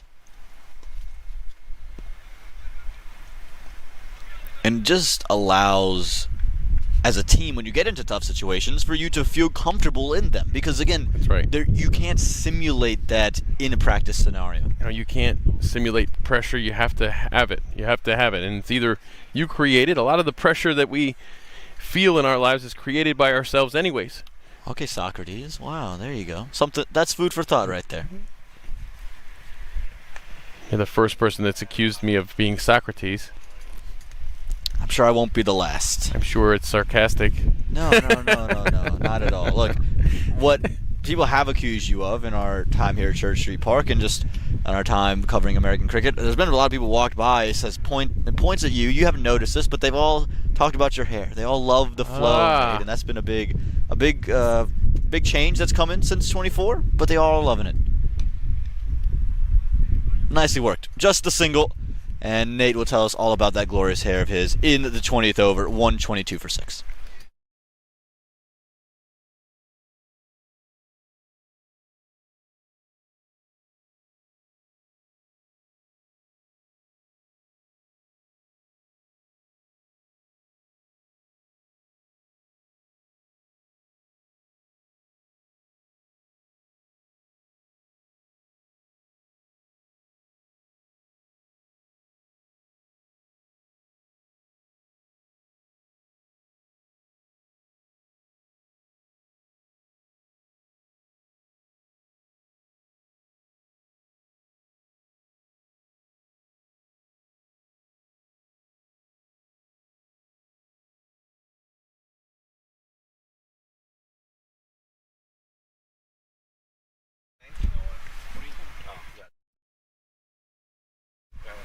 Mark Dayal to close things up here in the first innings.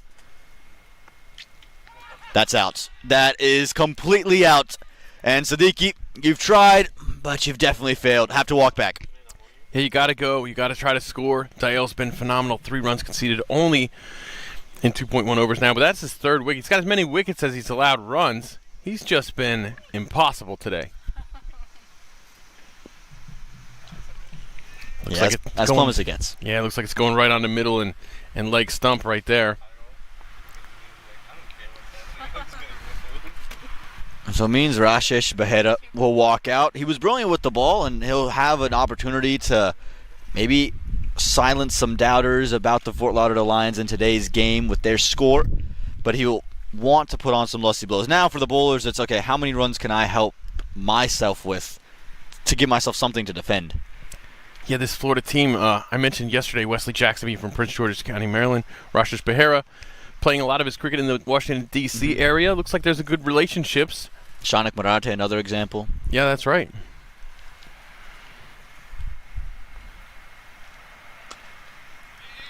Off the mark right away. Calls for 2. Might as well take it. They won't. Oh, Lord. Oh, Lord, that was a fiery throw. And it's a run out as well. The direct hit from one end has led to Arhan Chenchu coming in with the gloves and delivering a run out at the other. Behera gets one and gets gone. Wow. This is hard luck. Look at that. See Sharma calling for the run there. Behera is hustling, but throw is good enough. The keeping there. Good job by Chenchu. It's all happening at Church Street Park on this glorious Sunday. Behera goes for just 123 for 8.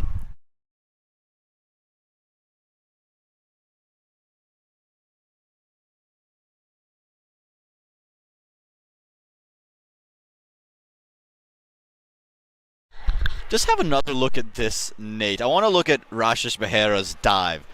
He's in the crease. Just have another look. When he dives, And when the stumps are dislodged, his bat is over top of the crease line, but he hasn't dragged his bat. Instead, he's looked to plant the bat with the dive. Those are little basics that end up costing him big. That's right. You want to dive into the crease and not over the crease.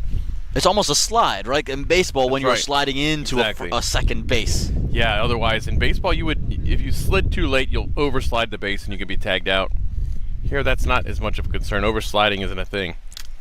Team hat-trick delivery.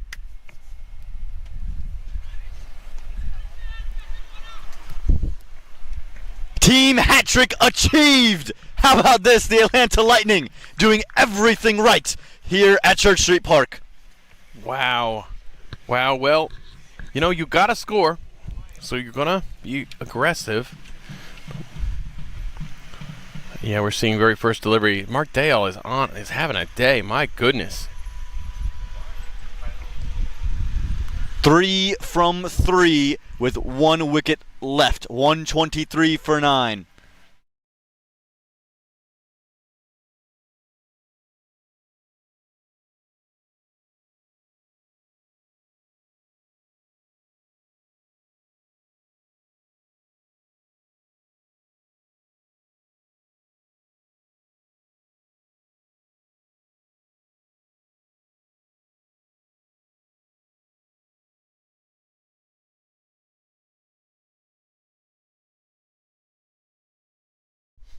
Shubham Singh Gaur.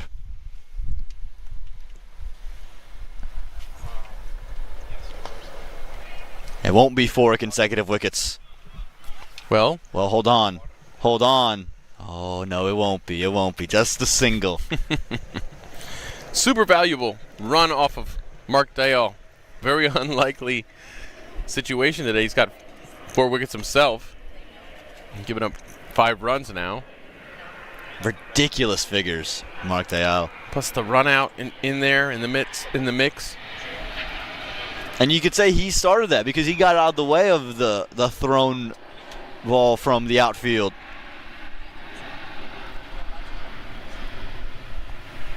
Oh, nearly gets through.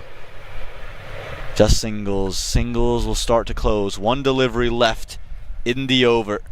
And the Lightning faithful, they'll feel very good about their chances. I'm sure he'll plenty of drums in this second innings.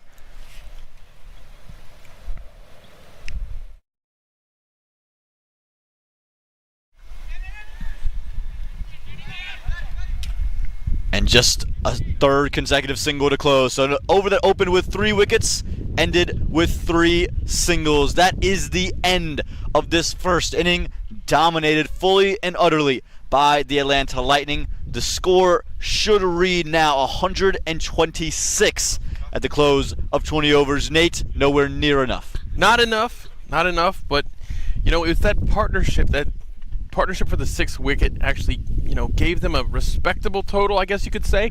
But definitely I don't think it'll be enough against Atlanta Lightning unless you get really lucky. Hey, you look at that batting lineup. Ronak Sharma, the standout, 47 off 39, and Mohib Siddiqui looked good, 29 off 28. But everyone else unable to really make an impact, and that was thanks entirely to the Lightning bowlers. Nate, they had themselves a field day. Unreal. Let's start off with Mark Dale. He took 4 wickets in only 3 overs. 7 runs conceded. That's crazy. Heath Richards and Akil Posa did well as the Pacers each taking a wicket. So Tai took a wicket. Mila Ponso, he was very economical. No wicket for him, but Fani Samhadri took his 92nd wicket in minor league cricket. And we've got the second innings to come. Unreal what we've just seen, and it could be a short second innings. That's confirmation of what just took place and what could be in store. The Lightning, they won the toss, chose to bowl. Now, when we come back, we'll get to see them chase down and try and get over the line for a third time in this Sunday and weekend affair here at Church Street Park. Nope.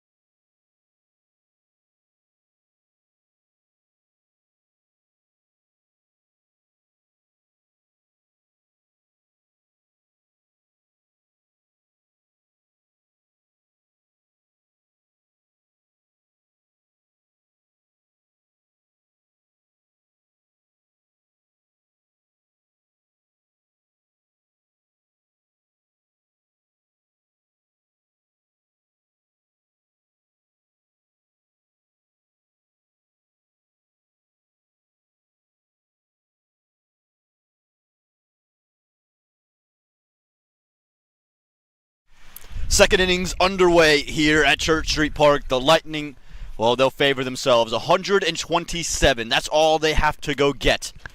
And a new opening pair due to the injury.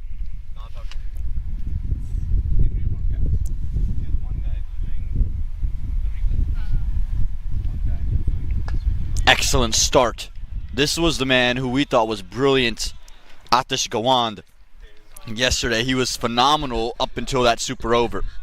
Yeah, he was quite good. He, especially earlier on in the innings in the power play, I'm very curious to see how he'll do against the likes of these Lightning batters.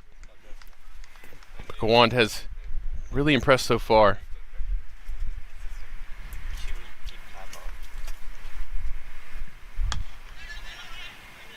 I thought what was wildly impressive about him was, again, the swing that he got, but the control of his length very early in his innings. Never felt like he needed a ball or two to get set. No, he was great at reading the batters too and kind of sorting out what was going to make them uncomfortable and sticking to his guns. We saw him really trouble the opening pair, Morrisville, his first over.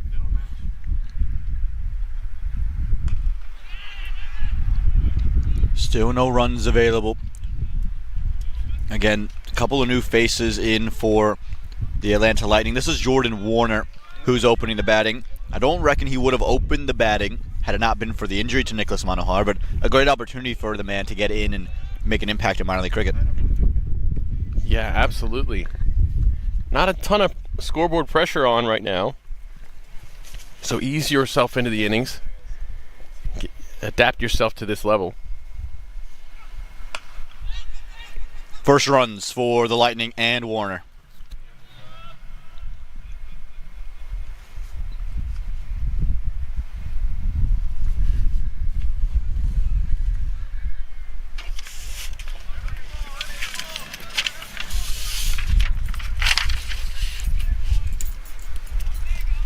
I'm going to bring Manik Patel out onto strike, and Manik Patel has been unbelievable, hasn't he? Oh yes, and we expect exactly that. That first game against the Orlando Galaxy, 45 off 26, 5 fours, 2 sixes, low score against the Royals, just gone for 9. Slip in place. Elegant. Supremely elegant. It's not going to go all the way, but just eases into his shots, and the form he's in, it's such a sight to see. That just shows his class. He's in incredible form this summer. That was a very good delivery by Dewan there. It didn't trouble him in the slightest. And you think about 2024 Manik Patel, around this time is when he fell out of form. And those were the types of deliveries that would dismiss him. Swinging, starting on his legs, and he would just swing so hard down the wrong line. Now you can see more effortless, more about timing, and there's just an ease to his game. The changeup, didn't see this from Gawand at all. And that one coming back in just evades off stump. Still a good over for the Atlanta Lightning. They get 3 from it.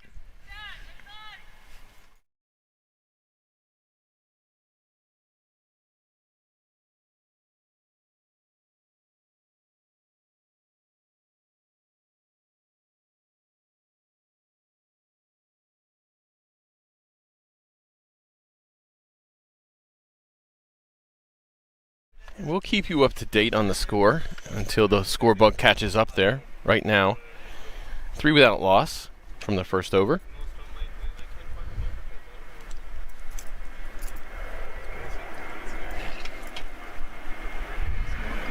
Jordan Warner, 27 years old, out of the West Indies, has represented Trinidad and Tobago on the under-19 level.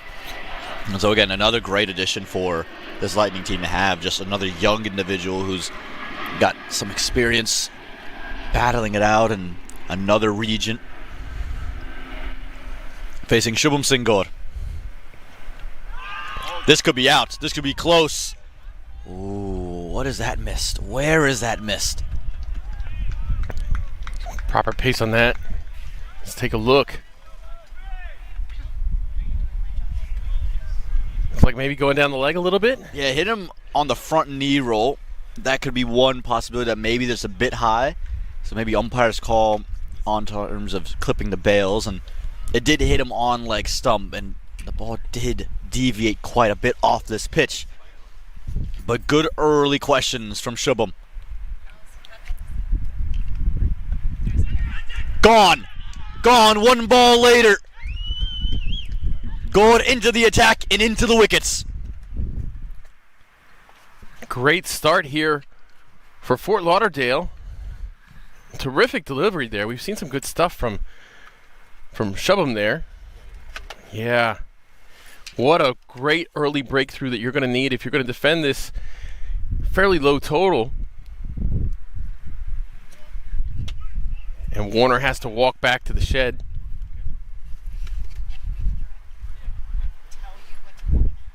Three for one now, the Lightning.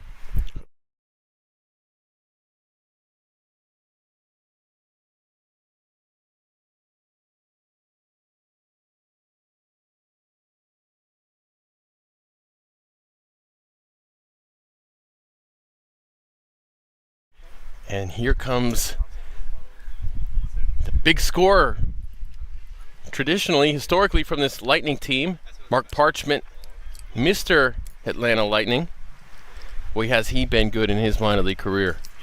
He's brilliant, but he hasn't had the stats to back it up. That average is still under 30, and that's not a testament to how good of a batter he is. He's a much better performer than that. He just tends to get a start and then almost throw it away. So I think last year he started that trend of maturity through his innings, and I think now you're going to see more of that here in 2025. Yeah, and I think a high 20s average in the South, is nothing to scoff at. That's for certain. But it's been the moments that he's had throughout his minor league career. You play on a team like Atlanta Lightning, you're going to have to stand up every once in a while and have a big innings, but continue to put the pressure on with a good strike rate, and you're going to be successful. Shubham Singh, brilliant so far. On the right line. I think that's the key. He's keeping the stumps in play with that left arm angle. How often in all levels of cricket do we see the left arm seamer create problems? Yes, and as we mentioned, there's a lot in this wicket for everybody. You can see the fans hanging out in the shade. It is not a very hot day today. It's reasonably warm, but not too hot. It's a great day to come to the ground if you're around. But yeah, you mentioned the left arm. Fast bowling, always effective in minor league cricket. At this ground, when the wicket offers a little bit for everyone, especially so.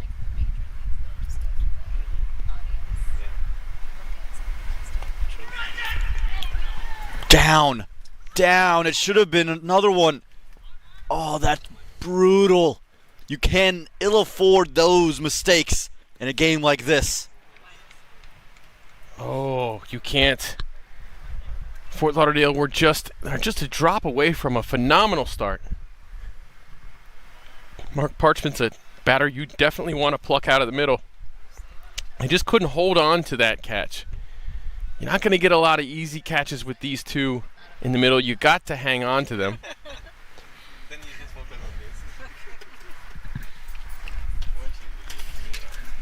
Oh, man. Shubham Singh deserves a second. He's bowled so beautifully, phenomenally. That's basic knowledge.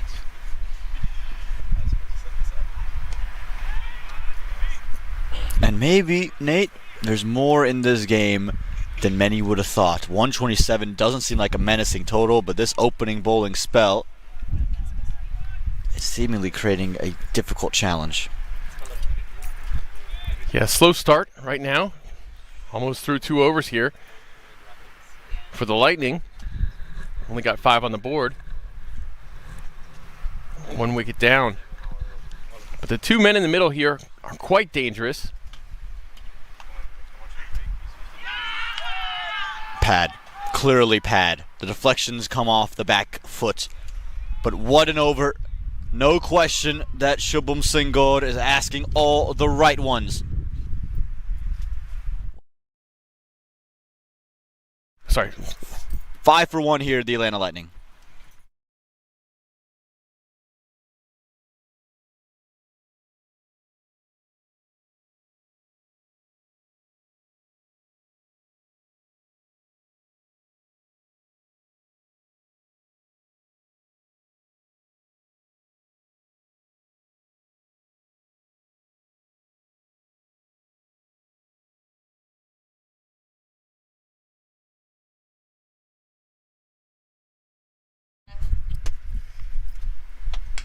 Shot. Cracked off the bat, Monarch Patel. He's seen enough of the Fort Lauderdale Lions, and he's starting to provide a counterattack. That is Monarch's ability, his special ability, his talent and skill to make the most out of a delivery. He's going to turn a dot ball into 1, 1 into 2, a single into 4. He's just something special. This is where Gawan could show, again, a great skill. He showed the ball that couldn't come back in. Got someone to open up, leave his pads, and then get the one to come back. I think that's the ploy. Get Monarch Patel driving away, and then let the ball cut back in to off stump.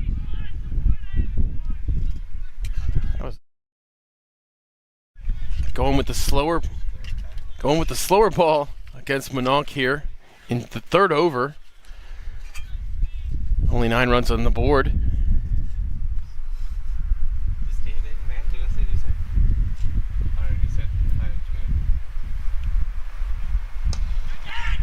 Away. Brilliantly picked the gap. He's in tremendous rhythm, this American captain. You can see the pressure on the bowlers right away. They know about his class, everyone does. And just 3 balls into the over, he's got 8 runs. After 2 very tidy overs for Fort Lauderdale, Monarch showing signs that he's not bothered by that. If you get predictable with your swing, Monarch Patel will take advantage of you.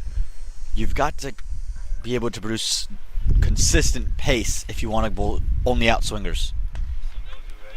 Better. That little mix-up and variation can keep Monarch Patel off balance.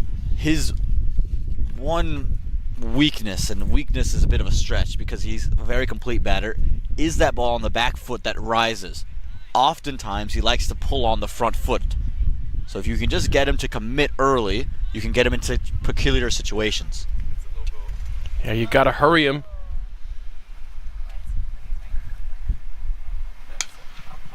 That's too easy. A trifecta of boundaries for Monarch Patel. 12 from the over so far for Monarch with another ball to come. Like you said, you give him anything, he's going to take it. He gets some width here. You see where his foot is. He strides right to it. Again, he loves playing through that region of the ground. And now that you got him to open up, this is where if I'm Gawan, I've got to try the one that comes back in. You showed the ability to do it. Do it again, Atish. Changing the field. Deep cover goes out. And the third comes inside the ring. There's already a mid-wicket out in the deep.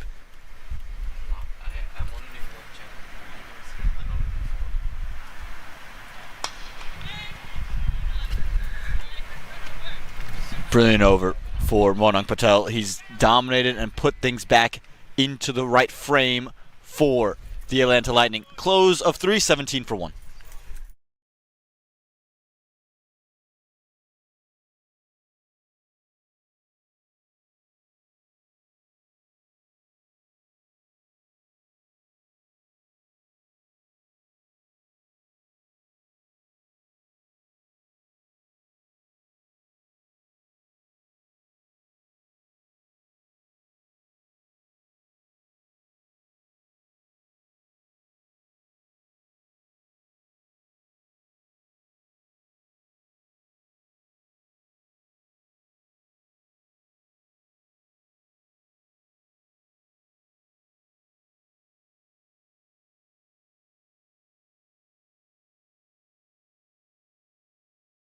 Shove him to continue for Fort Lauderdale.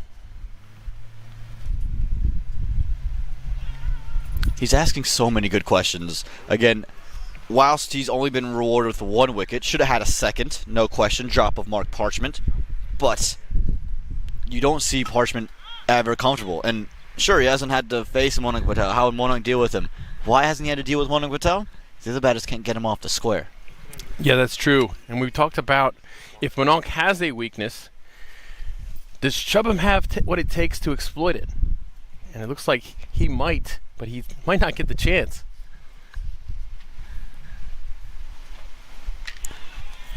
Rare short delivery. Don't see that too often from Shubham Singh Gaur, but showing he can up the Ks.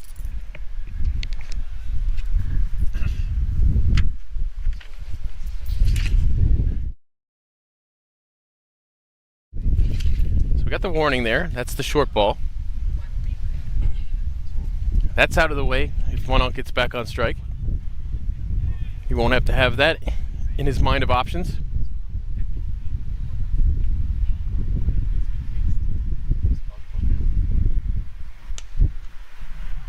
Gets through. Gets through. Another misfield. Allows another boundary to take place. And oh Lord. Hopefully he'll be alright as well.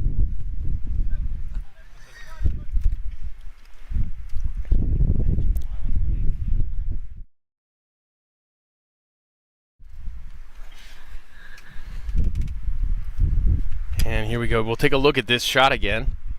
Parchment strides into it. Gets right through Wesley Jackson there.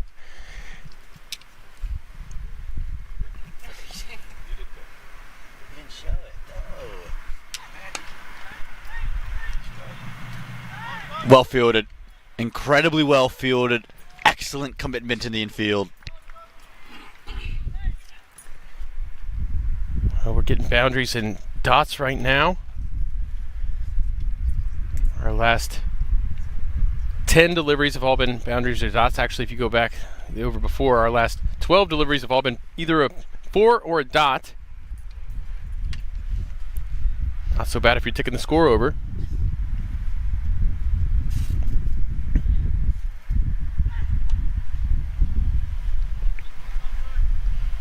Just a single here. Everything happening at Church Street Park, no doubt about it. Now, this is a situation I found myself in. He's ready for the ball to come, and he's just been a little flat-footed, wrong-footed. It's all right. He got the ball in. That's all that matters. Didn't let it get past him. I'll take him on my boundary rope. Yeah, you got to stop it one way or another. It's commitment. Excellent commitment. It's commitment. You know, after it goes past the rope, there's no chance to save any runs, but you can save balls, and that's just as valuable. And again, if he's in the infield, he shows you. He's not letting it by him. Putting his body on the line. Part of our photography team here at Church Street Park. Wonderful to see everyone getting involved. Oh, lovely. Deals with the full toss majestically. 4 more. And that's 9 from the over there. Good shot there. Well, once again, Mononc always going to take advantage of every little mistake that you make. You can't make mistakes with Mononc. And that ends the 4th over, 26, loss of 1.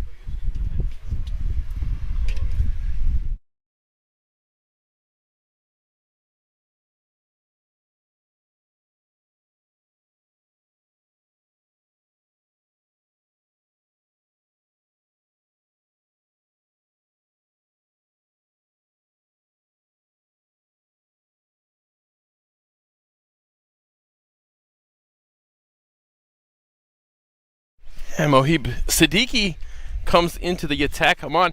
You got 2 more overs here in the power play. If you are the Lightning, you're doing quite well right now. I think you have to feel happy with how things are going.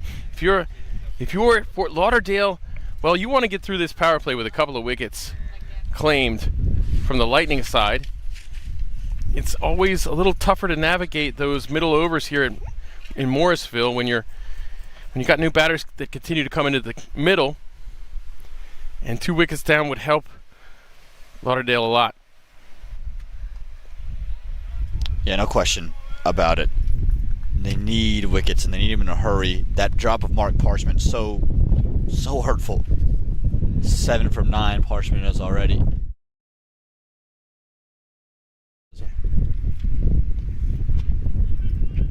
And Sadiki can be very tight and difficult to play away. Think about what he did yesterday to the Morrisville Raptors. In his 4 overs, just gave up 25 runs, took a wicket.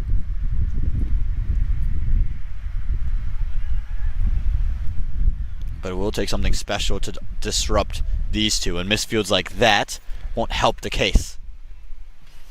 It keeps Parchment on strike.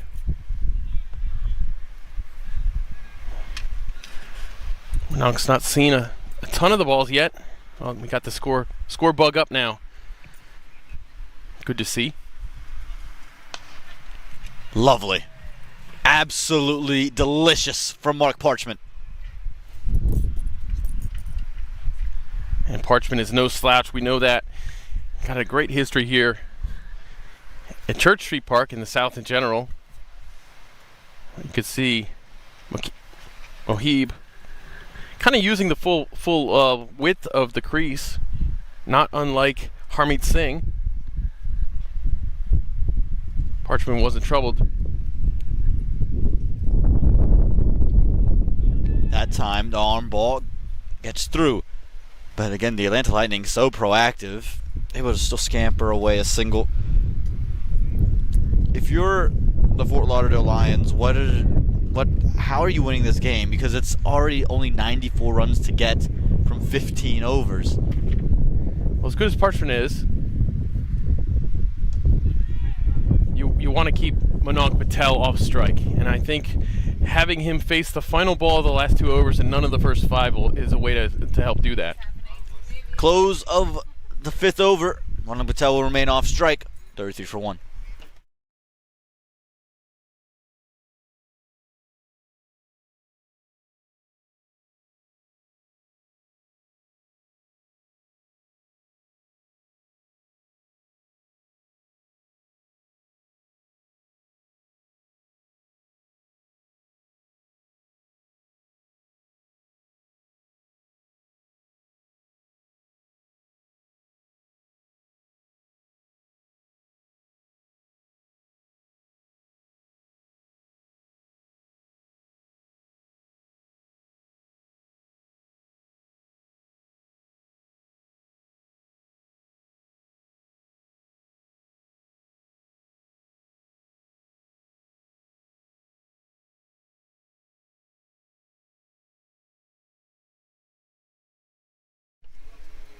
And it looks like Rashesh Behera with the ball to start the 6th over here, the final over of the power play.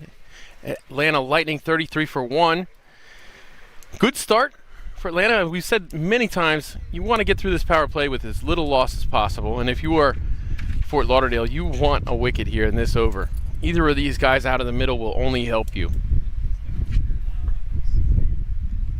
Ooh, good delivery there. Parchment offers but can't touch it.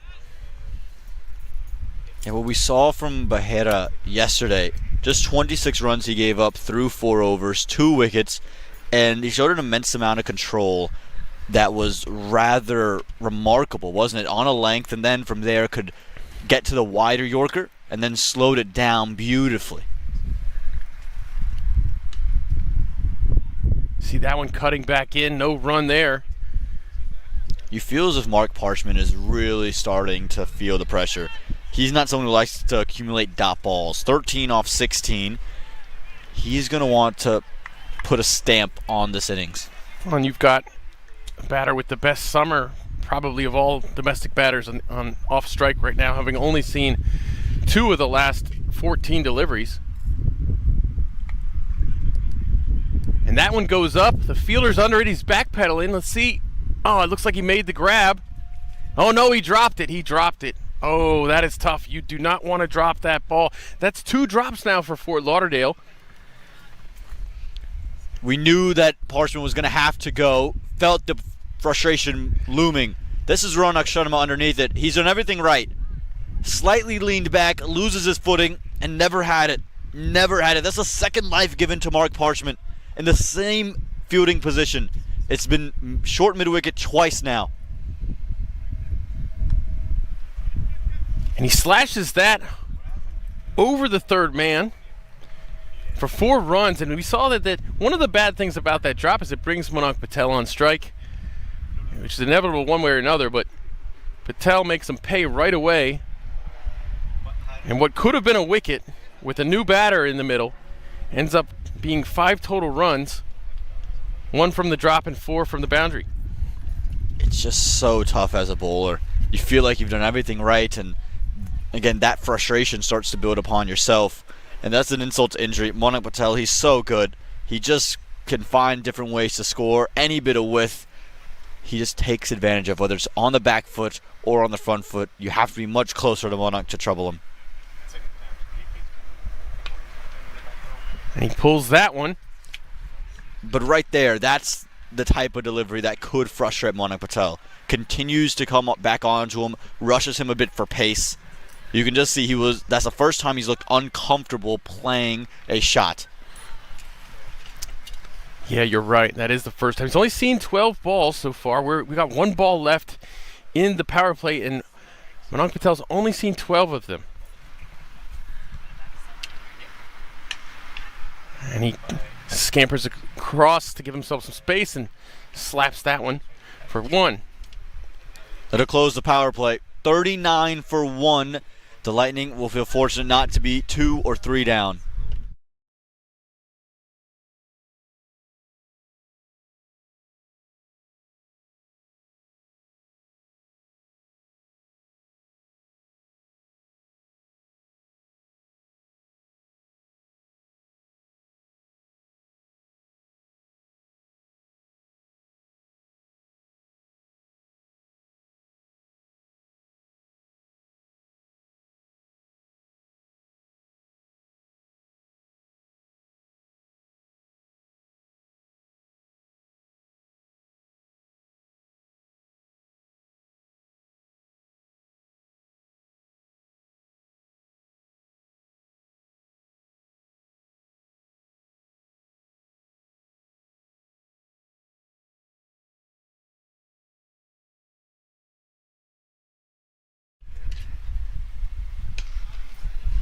Sadiki slapped over to long off for a single.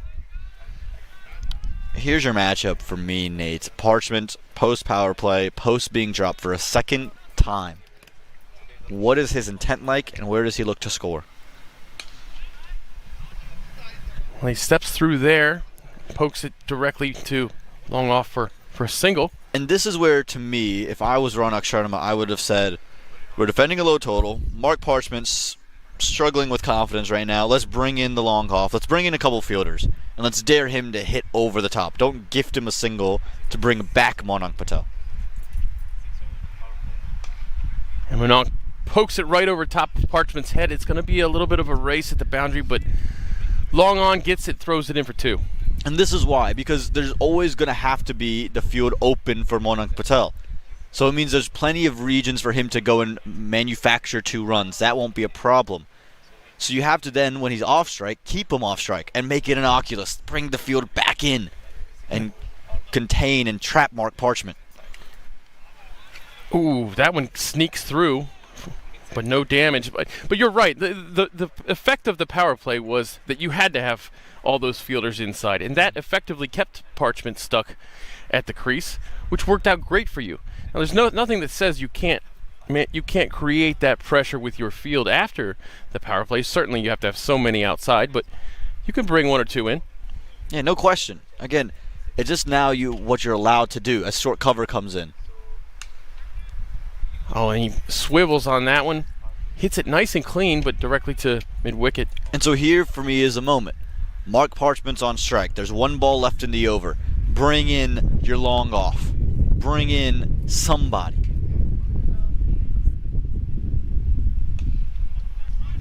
Instead, he's able to gather that single and make it 2 without any hesitation or without any fear. That's just far too easy. Close a 7:46 for 1.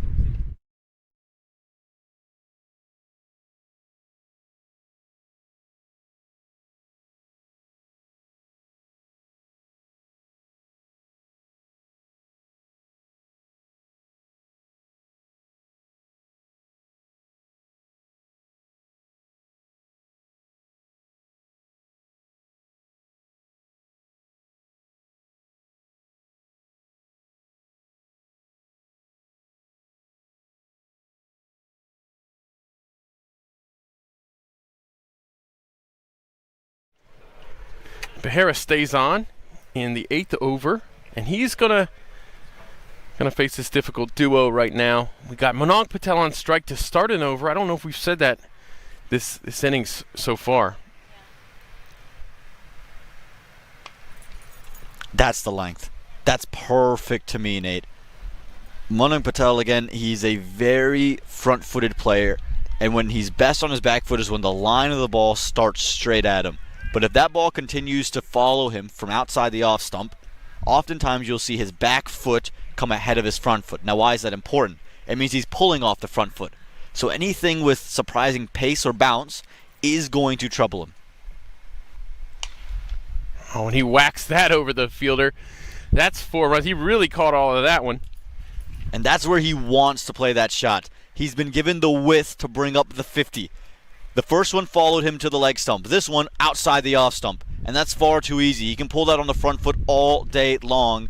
And in the form he's in, he was never going to miss out. Now, if you pull the length back a little bit, get a couple of dots, you can always kind of anticipate Mononk might shuffle down the wicket, and that's where you could potentially take advantage of surprising him with something.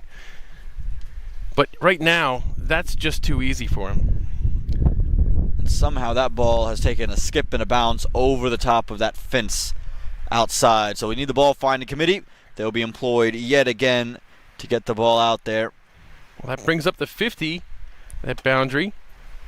For Atlanta Lightning, they only need 77 runs off of 12.4 overs. They really only need to cruise at a 6.08 run rate from here on out. That is easy street. It is. Again, for Fort Lauderdale to be in this game, you have to be interesting and unique, and you need to be proactive. The thing is, when it gets to there's 30 runs left, and now you start to put in interesting fields, you've lost the game. Game's over.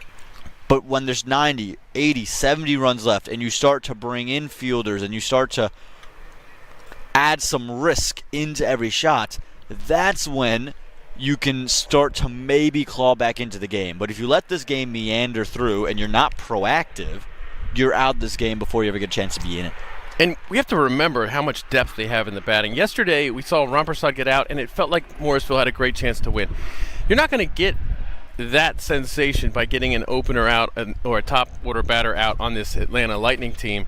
Not when Mononk's already scored 31 off of 19. You're already 50 runs into the chase with one down. You're going to need to do an awful lot. And there goes the fielder's not going to get to that one. And that is 4 runs. Just looking too easy right now for Mononk Patel. It's a bit predictable now from Behera. Again, there's a ploy that can work, but that's not the ball that's going to trouble him. Because you're coming around the wicket, you're starting everything straight of him, where he likes to play on the back foot, and it's all giving him room. I think Behera needs to get back to over the wicket, and if he goes back with length, that's fine. Start outside the off stump and get it to follow Mononk Patel out, but trust and back your skills, Rashish. Yeah, I don't think that's a line you want to bowl if you're going to bowl around the wicket to him. He's come back over the wicket. And Mononk's going to get creative and flick this one easily to third man. Oh my gosh, what a great little scoop. Intelligence at its very best from Mononk Patel. Why is that? You go back of a length twice, I hit you for 4, you're going to have to pitch it up, and he's added this to his repertoire. We saw it all Major League season. He did it at the Oakland Coliseum, and he's brought it to Church Street Park. Well, you could see him reading Behera's mind. And you see him come back around over the wicket, you're thinking, okay, he's going to bowl off the stumps to me. Let me get to this and flick it over my shoulder with the scoop shot. And he's got 3 4s in a row right now as Atlanta Lightning are starting to fly. You can hear the airplanes overhead. And that's short, and Mononk pulls it in front of the fielder on the leg side, and that is 4 runs easily. Once again, every one of these 4s are getting where they're going with virtually no chance of any fielder getting to them. 4 consecutive 4s for Mononk Patel, and he's picked different regions. Started it through long off. He's gone twice now through mid-wicket. He's picked 1 through fine leg. Anywhere Behera's bowled, he's been punished. And he's just hoping to get out of this over. 1 delivery left. This over's already gone for 22. And that one's up in the air. The fielder's under. He dives. He spills it. Oh, the footwork never looked confident to me. It never looked like that was ever going to be a catch. The slower one out Fox, Mononk Patel, who is just trying to make a statement. And the fielder committed very early to the dive. And again, it was never going to be easy with your hands that far to the ground. That's a huge drop, a big moment in the game. you put down the Lightning captain. I think that's Govind Mohandas who's brought it down. 63 for 1 at the close of 8.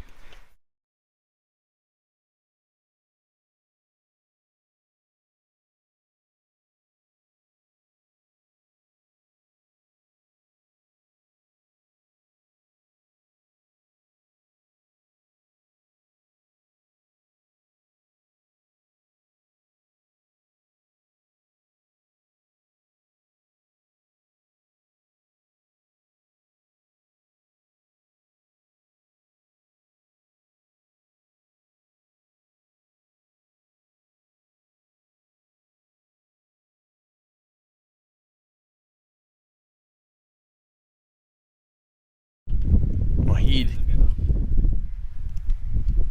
And there's a cut shot right to the fielder. And it's still Monik Patel on strike, and he's cruising along. He just got his high score in minor league 2 days ago at 45. He's already moved to 44, eyeing his first, which is remarkable, his first minor league half century. Yeah, you know, when you're scoring 44 from 24, you're already doing the job. Inside out a little bit. Fielder's giving chase, but there's not going to be any effort for 2. I love Mario Ramprasad. This game might be coming to a quick end. The ball's gone to the outfield, and his first thing, he's turned around to backward square, says, "Come here, you're the backup. Get moving."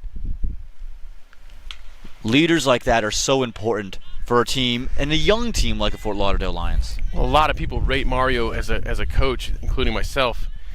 I think it would be great to see him in the U.S. national team set up at some point in a coach in one way or another. Oh, that's a spill right there. That shouldn't have been any runs, but they're going to scamper for 1. Second time he's misfielded right there at short cover. That's just unacceptable. Again, we've seen 2 drops in that exact spot, and now we've seen 2 consecutive misfields. We've seen a drop of Monik Patel. You sit here and say the Fort Lauderdale Lions are out of this game. Well, they shouldn't be. They've given themselves the opportunities to be in this game, and they have just willed their way out of it. Absolutely. Mononk now on 45 from 45 from 25. And he gives himself some width, and he slaps this over the ring. Look at that. Wonderful shot. This guy, Monik Patel, is just batting on a different planet. It's a backhanded swat that's somehow been carved over the top of a third fielder that's inside the ring, and he's picked it for 4. He's getting some height on that with the wrists. He's so creative. Fielder almost gets to that. It's running. Wesley Jackson won't make it, and that's another 4 runs, and Mononk Patel has his 50. A first 50 in minor league cricket for Monik Patel. He's been absolutely sensational from the outset, and that shot just highlights what the Lightning captain, the American captain, and the leading run scorer from this past Major League season has been all about this summer. 53 from 27, 73 for 1 after 9.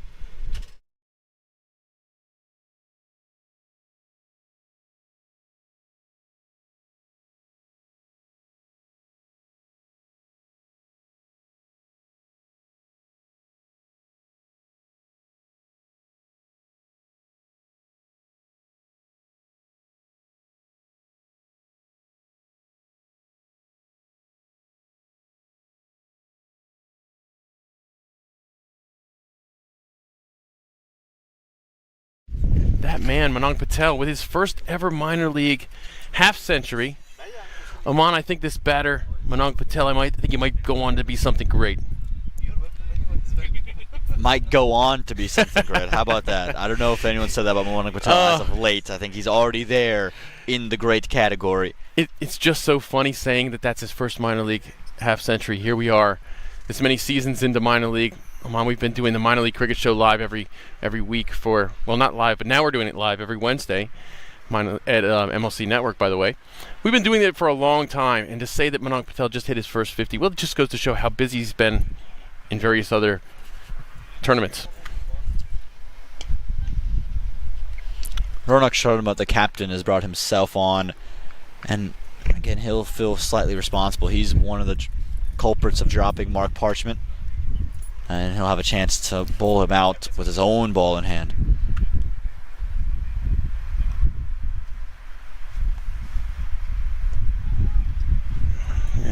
kept out there by Parchment.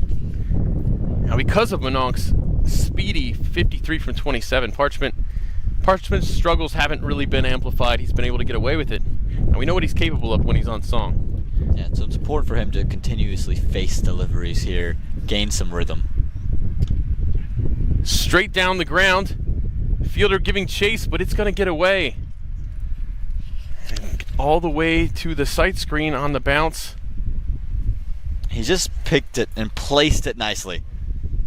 Sometimes to just get out of a bad bit of rhythm, you need one in your zone, and he got in the zone, and more importantly, even with the fielder out, he hit it straight enough to where no fielder stationed in the deep was going to affect that shot. Yeah, beautifully placed, dead straight. Exactly what he was trying to do. You got to tap yourself on the back when you do that. At least I would. I'll pat you on the back as well, Nate. Don't worry. 50 left to get here for the Atlanta Lightning. And again, they're in complete cruise control. Ronak Sharma, brilliant with the bat, but in the field and now with the ball, haven't had his best day. We'll need a couple of wickets to turn this thing around, and we'll need them in a hurry. See 3 deep on the leg side here.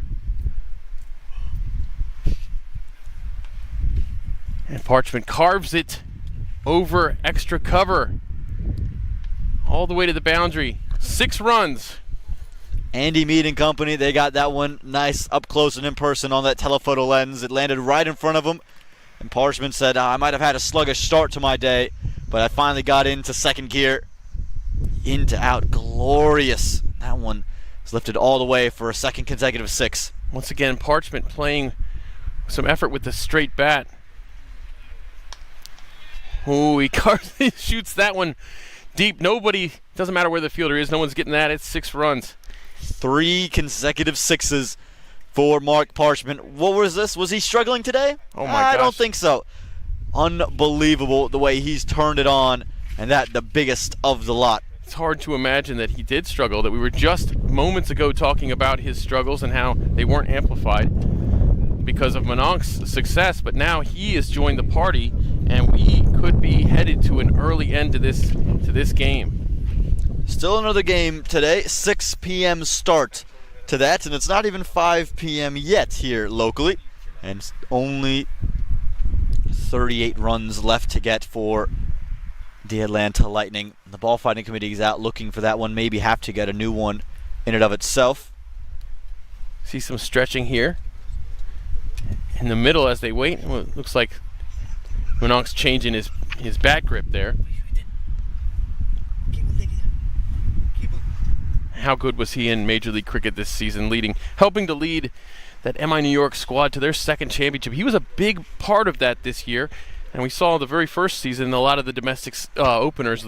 They went with a lot of domestic openers. They struggled quite a bit, kind of picked and choose which one they kept. They decided to double down on Mononk, and it's really paid off for them. And that first season would have lit a fire underneath them. Remember, he was the lone man out of that MI New York team. Cheyenne Jahangir opened the batting. Stephen Taylor was batting at 6 at times.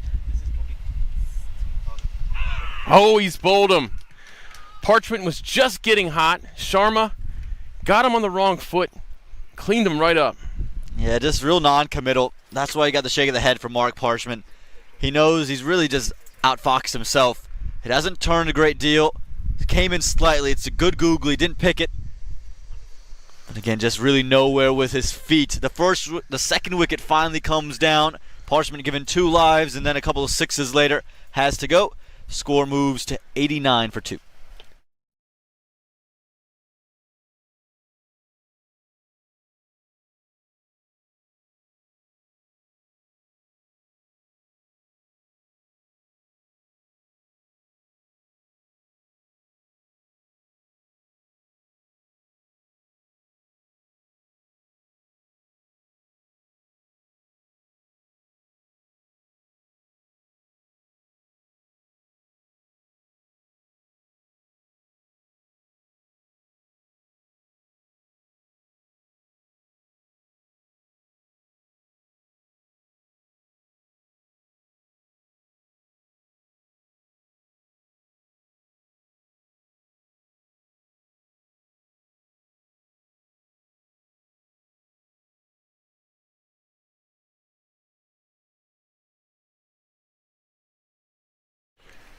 So Dale makes his way into the middle, and we saw this in the first innings, the 5th delivery of the 10th over, going for a wicket. Batter has to come out just before they do a drinks break. He's got to get himself in, and then he's got to get himself out, and then he's got to get himself in. Not easy to do. Dale's got a lot of experience. Let's see what happens here on this last ball of the first 10 overs.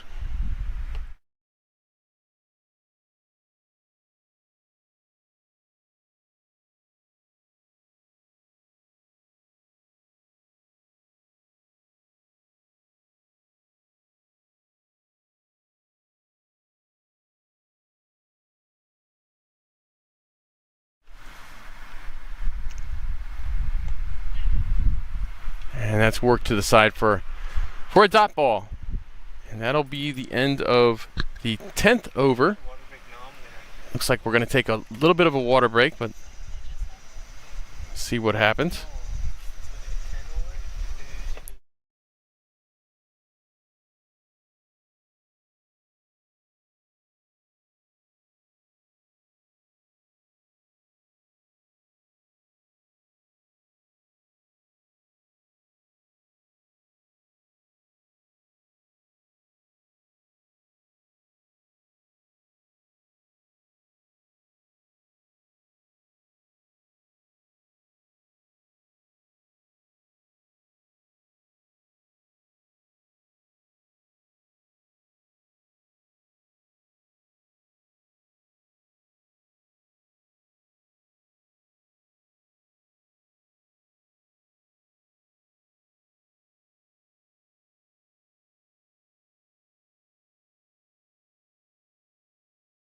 Well, we're not going to get the long break. I think they're going to count that wicket as the long break.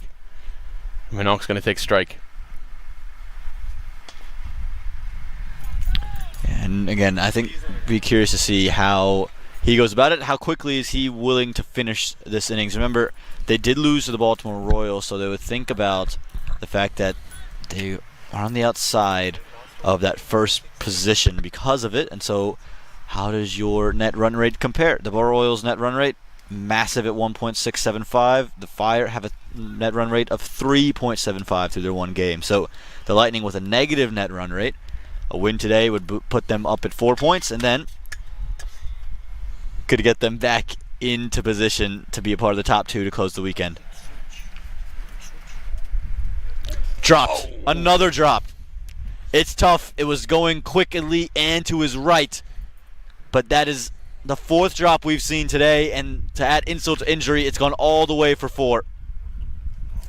Oh my goodness. This is one of those innings where if you're Fort Lauderdale and you want a chance to win this game, you have to catch everything. You can't afford to miss anything. Now that's not easy. As a slip fielder, you saw him start to move one direction and come back. I think the keeper may have shielded that from the sight of the slip fielder, which just goes to show how difficult the position is. Again, when you have these low scores, you've got to take advantage of every opportunity that comes your way, and Nehel Gatakdand nearly generated a huge moment for him.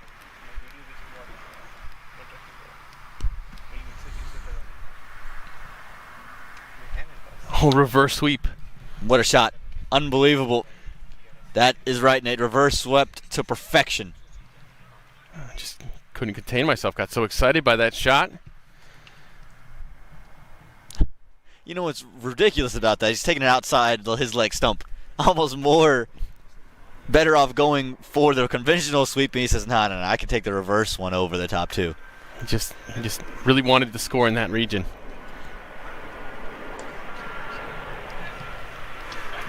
Monang Patel, over to you. Now only 34 needed now. Only a 3.64 net run rate required. And barring a miracle, this should be a cruise control from here on out. But Manang Patel doesn't really know about cruise control.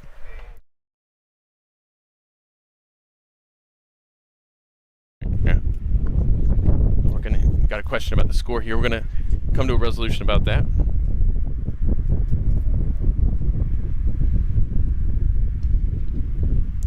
Fall safe. Spins away from backward point, and Monik Patel will come back for a second. You mentioned it, no cruise control. He's going to go aggressive till the very end. You know, the thing about Monik is every time today that he's not hit the ball cleanly, he's still managed to find no man's land and make 2 out of it. There was one time where he didn't, and it was put down, and that's a huge moment.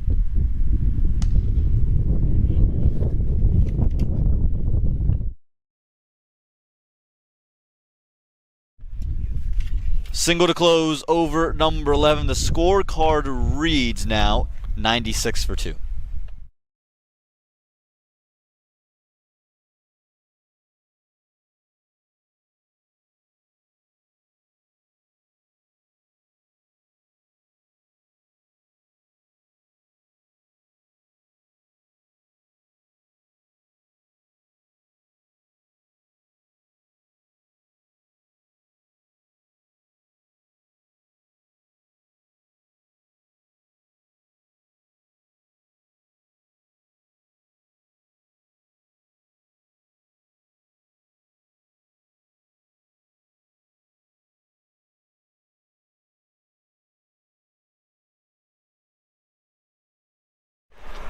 Ronak Sharma to continue. Big wicket of Mark Parchment in his previous over. We got some giggles over here, Nick. Oh, yeah. Always having a good time. We're always having fun, Amon. Where else would you rather be on a Sunday than Church Street Park? So much sporting action going on across the U.S., but minor league cricket is what it's all about. 26 teams all across the country. We're lucky enough to see a lot of them in action here over the course of this weekend at Church Street Park. Yes, this is like, you know, it's Sunday. This is kind of like a religious experience coming to Church Street Park. It's almost like church. I don't want to sound blasphemous or anything. I'm just trying to express love. It's a compliment, really, to both things, church and Church Street Park. It is Church Street Park, so. Yeah, there is Shiloh Church just up the road here. And aptly named, the road connected to it, Church Street, and leads to Church Street Park. Wide there from Ronak Sharma, looking to just push that one away from the left-hander. So much history at this ground, even though it's relatively a new venue when you think about the context of cricket in general. It's only really been an official venue since 2018. Oh, hello. Goodbye. 4 more for Mark Dayal. Well, this is really a treat. This is really a treat. We've seen some great shots today. Parchment with a couple of 6s earlier. And then look at that. Boy, he really does like that reverse sweep on the leg side. The 100 now on the scoreboard says it's up. 25 according to the scoreboard to go get.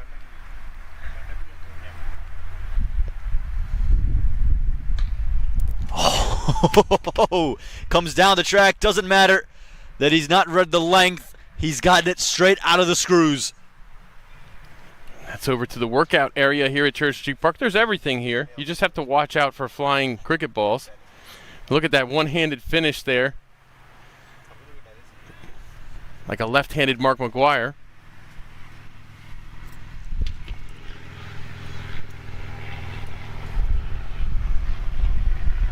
The lefty slugger has got it and got in quickly. 19 off 6.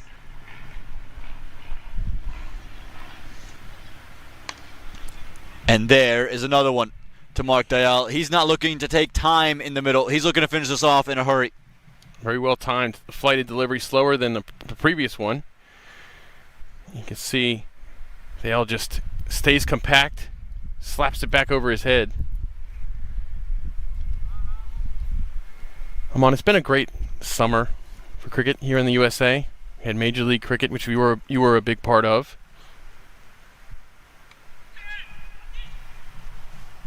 And you know, I did mention some Mark McGuire. Got to go to Oakland. How much fun was that? yeah, being in the Coliseum was unbelievable. There was a bit of chills. You were there as well, but there was just this sensation being on the West Coast and that stadium in particular, the history that goes along with it for every American sports fan. And then it went off with a bang, just like Monik Patel here as he closes the 12th over, 119 for 2.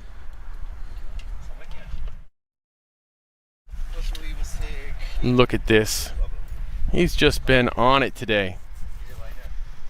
Absolutely rockets that one into the benches.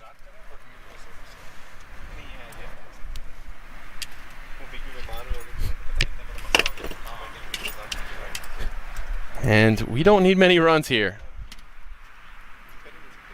It can all be over this over. Just 8 to get, and Dayal again has showed no desire to wait it out. Could close this in the 13th, and they are still daring him to play that reverse sweep. Packed region inside the ring at point and third. Could easily say, hey, I'm going to play that shot no matter what. And look at the strike rates of these two. Mononc going at 200, Dayal going at 300.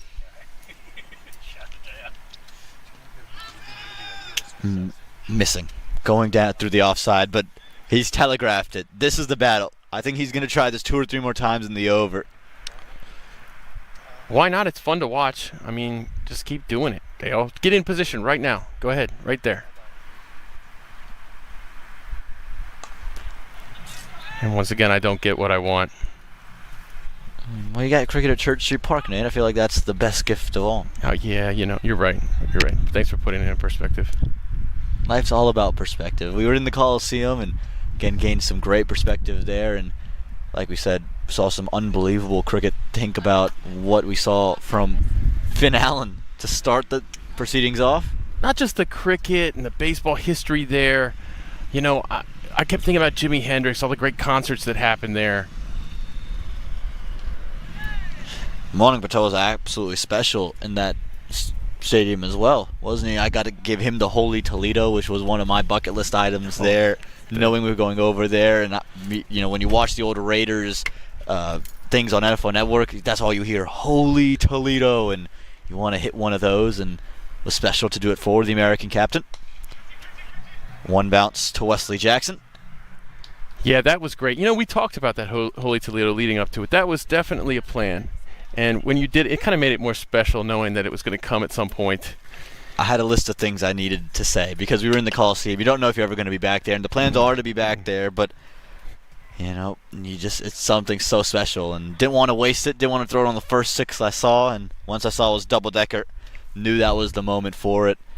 And I stayed up all night editing one of our episodes there at the Coliseum in the concourse there, or in one of the rooms, all night until the sun came out the next day. And when I was leaving, I was just thinking, I wonder how many times Billy Bean's been here staying up all night before he leaves. And I think that's exactly the case, and that's exactly why it's so special.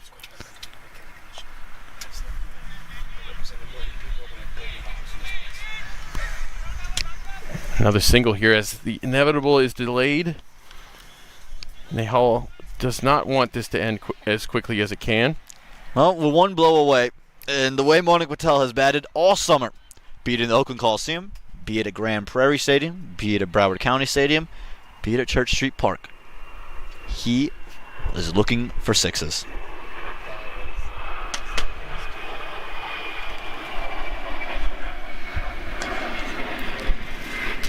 Settles for 4. We'll have to play one more over here at Church Street Park, 126 for 2.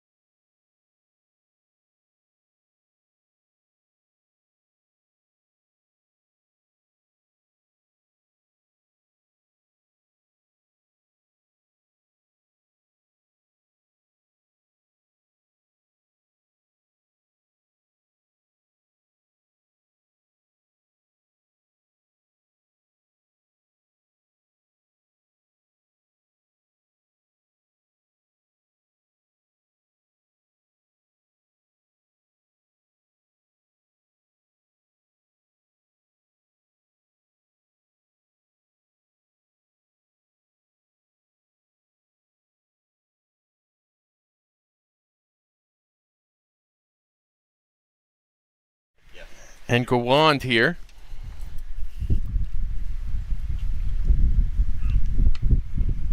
And there it is, the Atlanta Lightning with a comprehensive, complete domination of a victory.